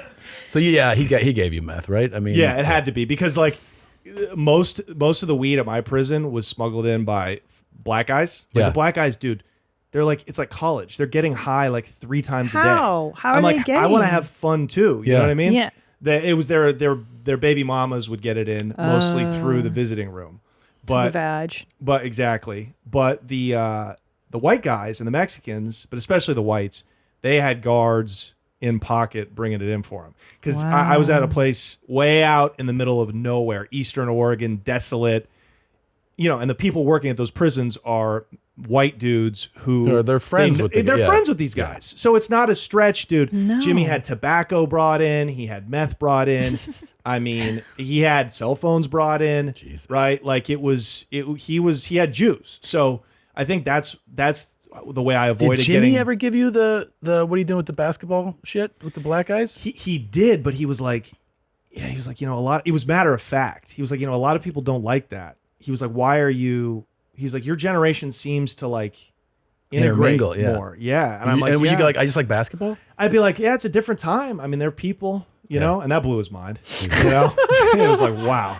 He was like, times are a changing. I've been here 30 years, man. Yeah. Exactly. But he, you know, I think he probably had to sit down with somebody from like the Aryan Brotherhood, the other white gang, and was like, yeah, this kid gets a pass. Like, we don't touch him. Because you have good paperwork. Yeah. And you're not going to, you weren't there that long. Exactly. You weren't a lifer and you weren't a pedo. Exactly. So I think that helped too. Because I you know, a lot of those dudes gave me at the, like when I was rolling up to leave, a lot of those fucking white dudes that wanted to fight me and stab me, they were like, fucking put us in your script when you go to Hollywood. I love it. Saying Really? that shit. They I were was like, cool. okay. Like I had some respect here. Like, how were the Mexican guys? They were, I mean, good people, good dudes, but they were also the most violent. So they caused riots. A few of them got carved up. They're gang banging in there. Yeah. You know what I mean? You know what? They're also gang banging abroad. Hey, we still right here, homie. It's fucking morning. Fucking. We got the enemigas right there, homie. Let me represent myself, homie. Do you know these Creeper, guys? Homie, from the G-Dub Yeah, it's 13 gang, Creeper. homie. Son Valley gang, homie. Fucking Winer from Westside Armenian Power gang, homie. Still puro sureños putting it Right down, here, homie. homie. We And don't Middle give a East, fuck. homie, in Syria. Still gang banging, not giving a fuck, homie. Look, homie, check this shit out. The puro sur 13, homie. Still gang banging this shit, homie. Got the G-Dub, homie. Go, Molly. Check out the enemigas right there, homie. No way. All right In there. They're Syria. fighting ISIS? We don't give a In fuck, Syria. homie. We don't give a Crazy. fuck. As So you that know, guy's homie, from LA probably. Yeah, yeah, You know yeah. what I mean? This And- is definitely LA like cadence. Totally. Yeah. So those Armenians, they probably are strong enough to have their own gang, but a lot of those, they call them the others. Yeah. A lot of those Middle Eastern dudes will just click up with Mexicans. Mexicans. Yeah, you know what I mean? Well, also like even like from just like a quick like people look similar. You know? Totally. Like they With can the shaved pass. head, you can they can pass. pass Shout it. out, homie. Exactly. Capone, Yeah. Mr. Criminal Criminal from from Silver Silver Lake, Lake, homie. yeah. Capone from Cyclones. Crazy Loco from Pasadena. What's up, dog? Hey. We still Ice got love House? for you, Hey, girl. are we performing? 626. All you homies, all the All Sureños, all homie. you about those. Let's put this shit down to all these motherfuckers. Okay, homie, get 'em, bro. Hey. They don't know how to hold those at all. That's so. Look at that shit. They've never hit anything, dude. Sureños, homie, not giving a What's Oh up, my dog? God. gangbanging, homie. Post this shit up, homie. Tell the homies in fucking Middle East, homie, still gangbanging, homie. Putting that shit down for the big Sur 13 gang, In homie. Syria, homie. We're in Syria, homie. You gotta really love the life. Subscribe to my Yeah. Patreon, homie. Can I ask you Wow, about food that's snacks? crazy. We've had Danny Brown. I Yeah. loved his stories about cooking and making treats. Was there a special prison treat that you enjoyed? Well, the spread.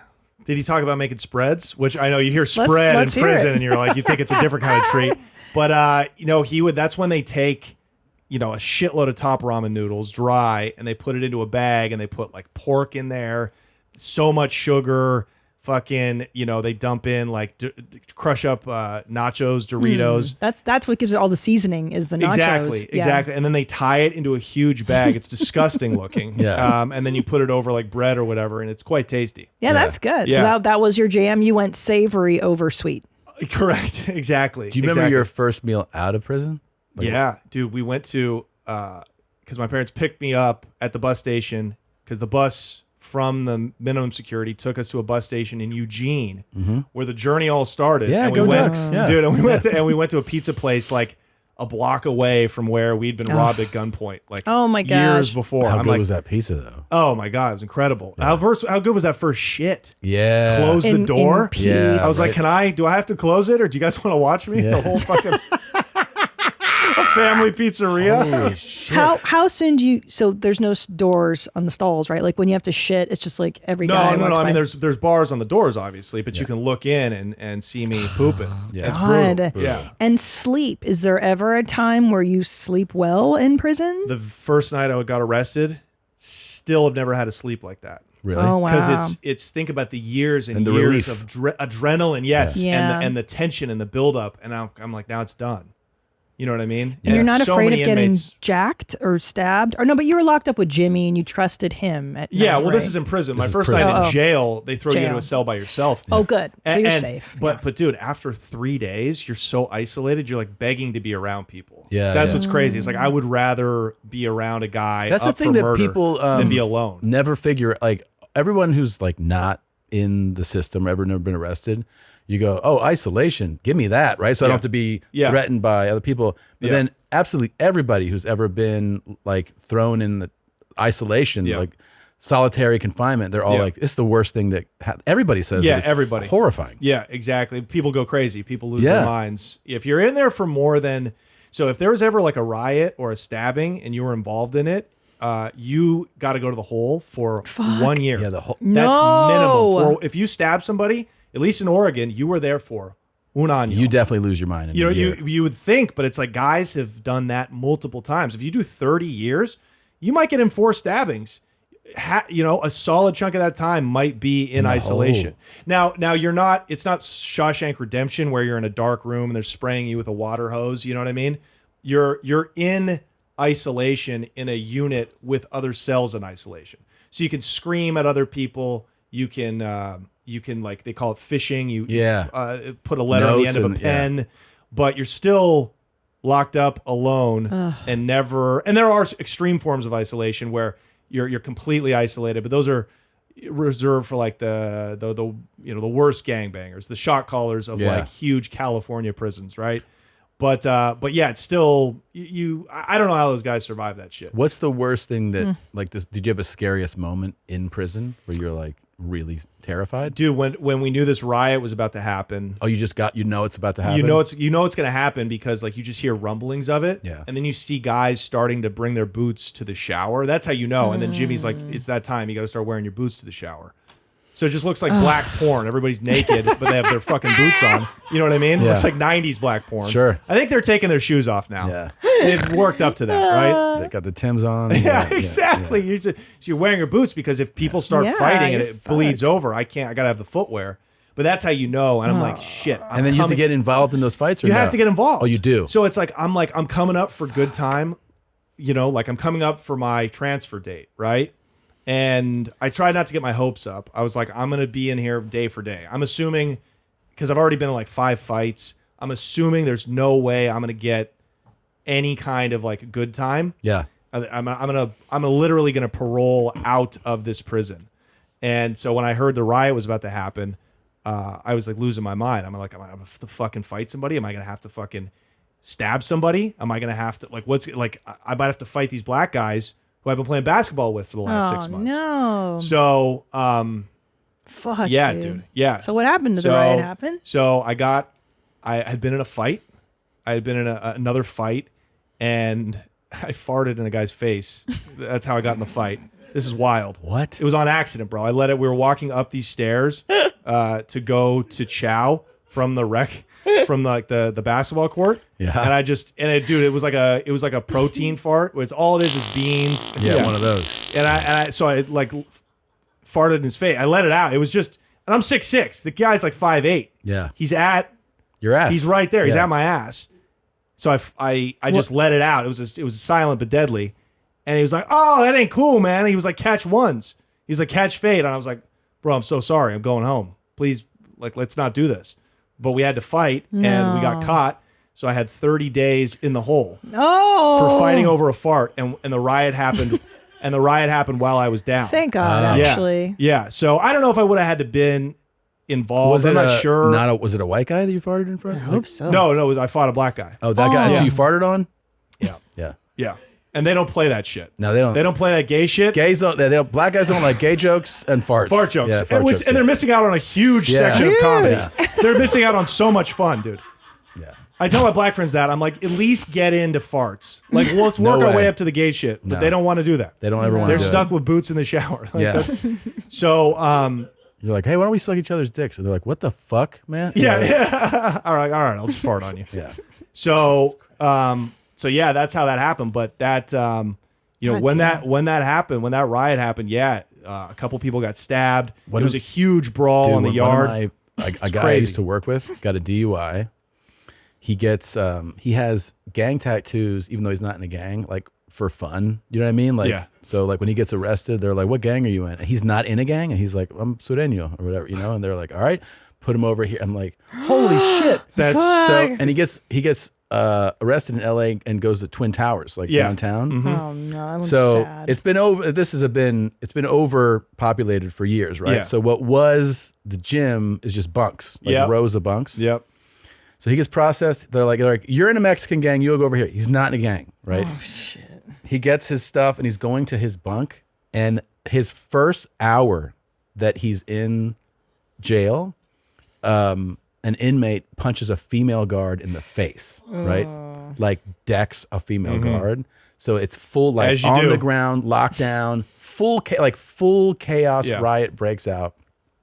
He's supposed to be released, like supposed to be, because he's in for DUI. He's supposed to be released within like 12 hours or something, right? 2 weeks later, he's still in, 2 weeks later, he's in jail. He's in, and like he's basically having to like, follow whatever some gangbanger is like, we do this, dog. Yeah. Like, and then he's like, okay. And he's just fucking going along. He's all, he's got these crazy tats because he likes the tats, but he like, Oh my god. it was a stupid idea to get like accurate, yeah. Like encrypted messages that only other gangbangers would And they're have. like, all right, what's up, man? Because it's the first thing they do. They take pictures of all your tattoos and they're like, okay, I'm going to send you to a level 4 yard. So now you're in there for a DUI and he's getting HIV from a, Do you know what he told me? somehow. Butt fucking or a heroin needle. He fucking eventually got transferred after 2 weeks to the jail in the Valley, which I guess in LA they call it the Hyatt as like a joke because it's so easy. It's so nice. He's like, we're playing cards and shit. At this point, by the way, he thinks he's a gangbanger, right? Because he's been in jail for a couple weeks. He's supposed to be at DUI. And then somebody at that jail, like a guard's like, what are you doing here? Like, you should be... And he's like, yeah, that's what I wanted to know. Because every time he said he would try to talk to a guard downtown, they were like, shut the fuck up. Like, Right. like yell at him, call racial slurs. Yeah. And he was like, it was so aggressive that I just like shut down.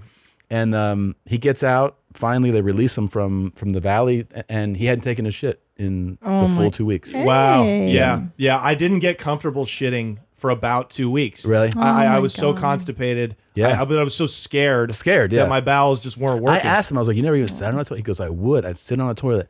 But some dude would like walk by, and as he walked by, I just pull my pants up. So I'd never even start to shit. Right. Like I would sit down and be like, nope. Because and just when are get you up. at your most vulnerable? Yeah. People got stabbed in the bathrooms. That's the like worst. The communal bathrooms. It feels like there should be a code of like, we're not going to do it when you're shitting. Yeah. Don't let me die with my pants down. Yeah, come on. That's the biggest horror. Come on. You Because know? you have to relax Yeah. to shit. Exactly. When you get out, Gosh. do you ever, like, the big question is, do you even entertain the idea of getting back to it or no? Well, I did while I was down until basically the end of my stretch. I was like thinking about, okay, this is how I can do it differently. I'm going to move to LA. Uh-huh. I'm going to get involved in like with these legal weed grows, but There I'm you go. still going to ship it to the East Coast. I'm going to make my money. I'm going to do it differently. Yeah. You know, it's that delusion. It's Sure. that inmate's delusion. I've met so many people, right? Yeah. That are going to help me move it. Yeah. I probably could have got back into it. I could get back in the game tomorrow. Sure. Quite frankly. But you just didn't. I just didn't because, dude, like my father, who just was your typical Midwest Catholic white dude. Yeah. When we were at that pizza place, I saw him. I'd never seen him cry. He just broke down and gave me a hug, and I was like clutching him, like he was my child. I was like, "Oof, I fucked up. Yeah, I can't do this. I to him. fucked up. Yeah, I can't. Gonna have to wait for you guys to die before I get back in." I was gonna say, Yeah. is it really hard? Because you didn't like indulge in a lifestyle, but like do you like? Don't you just miss making The hardest part, money is way more addicting than drugs. Yeah. Way more addicting. It's the most, and I argue with people about this. I'm like, if you kick heroin, that's like getting out of a prison.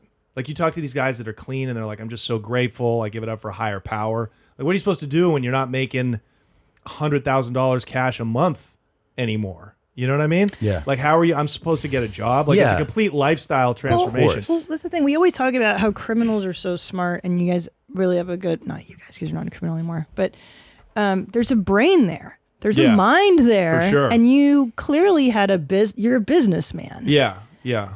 I mean, there's businesses you can maybe go into that are. Well, you're kind of in them because you're writing, you're doing podcasts. Could you get into like Yeah. stock market? Like, isn't that just legal crime in a way? Isn't there legal? I think that's the highest level of crime, though. I think you got to know somebody.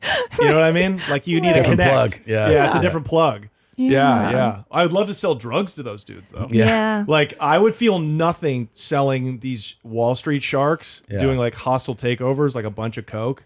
And Like, that's really, how I would do really it. jack up that price. Oh, too. absolutely. You could just tell and be like, "This is actually the highest, most primo grade Colombian coke. It's actually $10,000 a gram." They'd be like, "Okay, They'd be that like, sounds "Oh, cool." this is primo." Oh yeah, Yeah. That's Yeah. what I get. I get primo shit. Yeah. And they tell their friend, "I pay 10,000 a gram for this guy." Dude, I would just gouge them. Yeah. That's what I would do now. Yeah. But no, I think the business helps. That life does translate to this a little bit because now it's Yeah. more important than ever as a comedian to have a business model, I think. Yeah. You know yes, what I mean? yes. And fortunate that you can have one that's not controlled by all the fucking gatekeepers. Exactly. So you strike me as a really intelligent, like, red person. Were you just the anomaly in prison? Like, you seem really smart. Oh, thank you. Yeah, no, the other inmates couldn't believe it either. Like, literally, they'd be like, Why are you here? What kind of word is that? Are you gay? They'd be like, what the fuck? Yeah. They were like, Yeah. they thought I was like undercover boss. Yeah. They were like, Yeah. does your dad own this prison? Like, what are you Yeah. doing Yeah. here? Yeah, yeah. I'm like, yeah, he owns this and it's a post office. Yeah, yeah. They'd be like, what the fuck Yeah. are you doing here? I'm like, I know, it's wild. It's Yeah. wild. Yeah, there's nobody like me. No, Yeah, I was going to not say, in because there. I would never in a million years Yeah. guess this Could was your I story. Never. convince them that I'm not a cop? Like, what would it take for me to No. convince them that I'm You'd not? have to do drugs in front of them. Really? Yeah, you'd have to do drugs in front of them. Like That's- cocaine? Yeah, like cocaine at least. And then they'd be like, "Oh, I guess he's not a cop." Wait, aren't cops trained to do drugs? No. Like, I don't know. That's a shouldn't they? great question. If you're deep undercover, Yeah. I think you get a pass for doing drugs Yeah, you if somebody should. offers it to Well, you. You know what I mean? Yeah, I mean, I think they still probably do that, like when they're like, "Oh, I think my life's threatened." Yeah, right. I think yeah, they just you do it. take They don't drugs. care. I'm in real danger. For sure. Yeah. For sure. I saw a movie with somebody in the 90s about it. They Yeah, did. I mean, they definitely if that's in Oh, never mind. a thing, No it's time. definitely not. It's not public or encouraged. They're not like, as an undercover officer, you'd be doing drugs You sometimes. should Like, be it's definitely- actively be doing Yeah, drugs no. with your informants. No, You know what I mean? definitely Or not. with these guys. Well, that's what we did when we were in Sinaloa. I don't even do drugs anymore, but like we were filming with Cartel guys down in Culiacan, Sinaloa Yeah. last year. And they had like, pure coke. Like, there's no fentanyl in it. Yeah. And they're all passing key bumps around. I can't be like, hey, Not I know me, you don't boys. know me, but Listen, I don't amigos. do that. Yeah, okay. yeah. I'm from LA. No, you gotta do Yeah, it. yeah. My cousin just went to Sinaloa, and I was like, "How was it?" And he goes, "Well, it's actually like pretty nice going into town." Mm-hmm. He goes, and like this part of town he goes into, he's like, "You see this couple? There's a man and a woman, and they're like overlooking, like some view." He's like, "Oh," like he comments to someone driving him, like nice couple. He's like, "Oh yeah, they're spotters." Like Yeah. he's like, they never move from there. Like they're just there all day. Yeah. dang. And they're Yeah. just like telling somebody who's coming in, who's Yeah. coming out. Yeah. And he's like, and people like that are just that's the thing. Everywhere. Wow. Is that Everywhere. like the person selling the fucking icy? Yep. Is also on Yeah. the payroll looking out. Yeah. I didn't believe that. Like I'd heard that, but I'm like, okay, it's got to be exaggerated. When we were staying at this hotel, it was the only place where like out of towners stayed, like right down like on the river in the middle of Culiacan. And we were like, me and my producer, we were like, we want to go to the narco graveyard where they bury, all the narcos, Chapo's sons are there. Everybody's there. Right. And they were like, you can't really go there as a tourist. They don't like that shit. And we were like, okay. And so our guide who was with us left, and he was like, you're not going to go to that graveyard, right? We were like, no way, dude. And so as soon as he left, we obviously went to that graveyard. Sure. Just two guys driving alone. We went to it, we filmed, we got back, and we were having dinner with him, and he just kind of looks up and he goes, so how was the graveyard? Oh, They were like, we know they're watching you as course. soon as you leave the hotel. Of course. You know what I mean? Yeah. But it still doesn't stop them, though. It's still like the law is coming for those dudes. Like the heat's coming down, man. You know, they got the Chapo video, son, yeah. but like 2 years ago, they had him and they gave had him back. That's right. They let him go. Because Cartel showed up with like tanks. Right. Exactly. They had bazookas and real tanks. Yeah. Anti-aircraft shit too. Yeah, And they were like, you can have that. So I don't know what happened this time. But according to the guy we were filming with, Luis, he's like this super undercover narco journalist, great guy. He was like, they came to an agreement back then in 2019 when all that went down. They were like, Chapo's son was like, look, I'll tell him to back off. I'll give myself up to you guys, but I got to get my affairs in order. Give me a couple of years. It's fucking crazy. But Mexico, they do that. They do that, yeah. Nothing is what it seems. Yeah, Everything is for show. It's all a show. So that show of force where they went in, you know, Yeah. back in November and arrested him. Yeah. He knew they were coming. Yeah, he was like, it's theater. He got the call. We're setting it up. Yeah. And so many people And die. they always do like those really crazy marches. Where they like hold him by the back of the neck and they show everybody. Yeah. And like all the cops have their masks on and it's kind of like, it's so wild. Dude. If they did that here, people would be so up in arms. Up in arms. Yeah. Like these men have rights. Yeah. And down there, it's like it doesn't process. They're like, these are animals. These are like there's no respect for life down there. No. And shout out to your Mexican fans. They agree. Yeah, they yeah. know. You know what I mean? No, it's fucking nuts. Yeah. Because I was in Mexico City and I had a security guy and we were talking about like dangerous places to go. And he's like, I could show you some. I go, no, I don't want to see them. I was like, just like, right. And then he told me, he's like, yeah. He goes, do you know these people, CBS? I'm like, the fucking television network? I go, yeah, I know CBS. He's like, well, they came down here and they insisted on going to this one region. I forget where it was. It wasn't Sinaloa, but he's like, this place. And he goes, we told them, we're like, that's a bad idea. You know? And they're like, no, we want to go film our thing there. Yeah. It's like And some white woman. Yeah. And she's like, I want to go there. Yeah. And he was like, all right.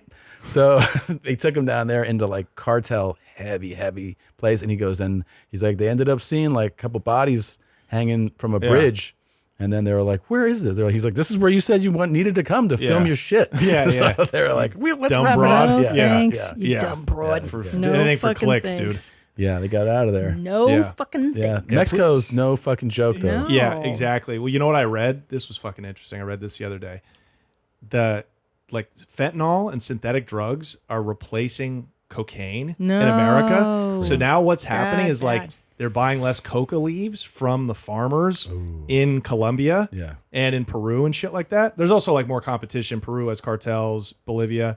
But like now, like these poor fucking coca farmers can't even make a living. They can't even eat because less. So if you're listening out there, you should buy coke and just not do it, but just support the farmers, the coca man. growers. You know what I mean? Cocaine is a far better drug than fentanyl. It's a far better drug. Clean, Yeah. right? If it's, I guess. I think it's fresh from the I think it's source. I still don't with know. gas. Even 100% pure coke's made with ethanol. Oh. So I'm not sure it's like good for you. Well, it's not a health good for Yeah. you, but pill, it's but- fun. It's so fun. Yeah, but fucking, you know, Coca-Cola's not good. Now, before we That's wrap true. up, right before we walked in here, you saw two guys who work here. Yeah, dorks.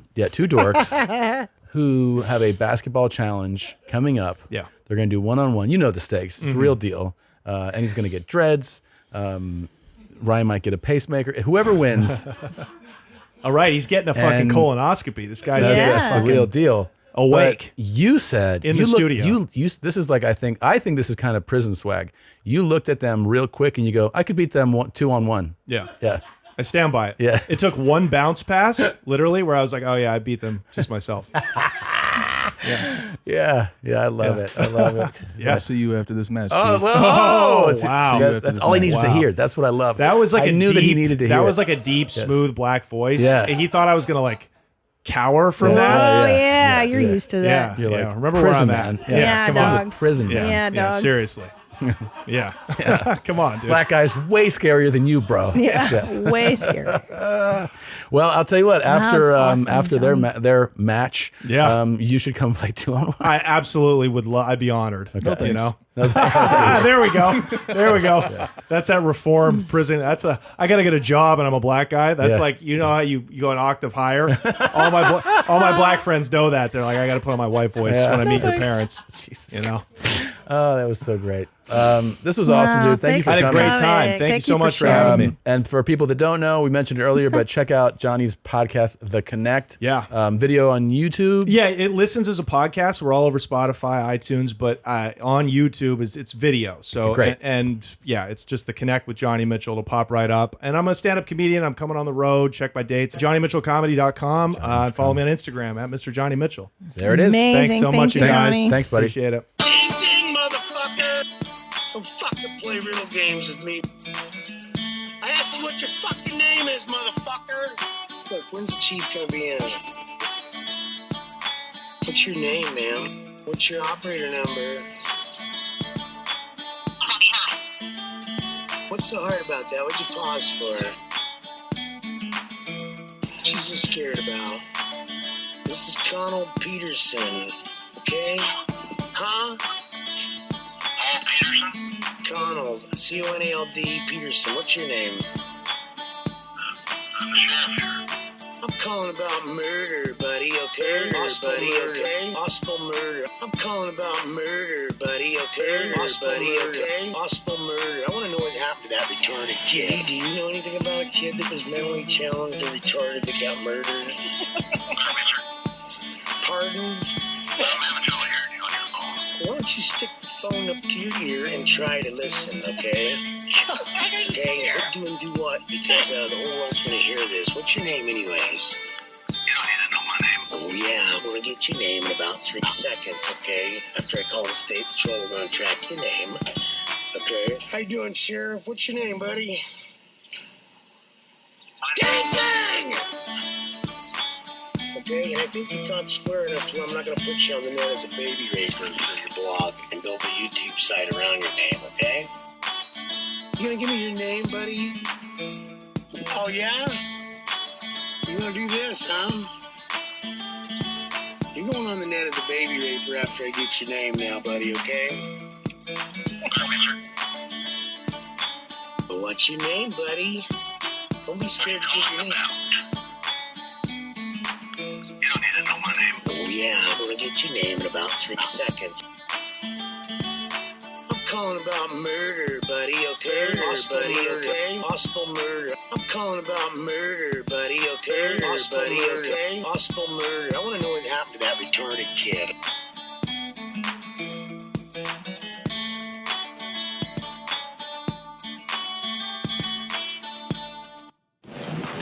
Hey, you just watched a full episode of Your Mom's House. I hope you enjoyed it. And if you didn't, watch another one. Maybe you'll like that one. They're everywhere. Look, I don't know. They place them in like cubes, squares, whatever it is. Just click another one. Maybe you'll find someone you like or someone will get hurt.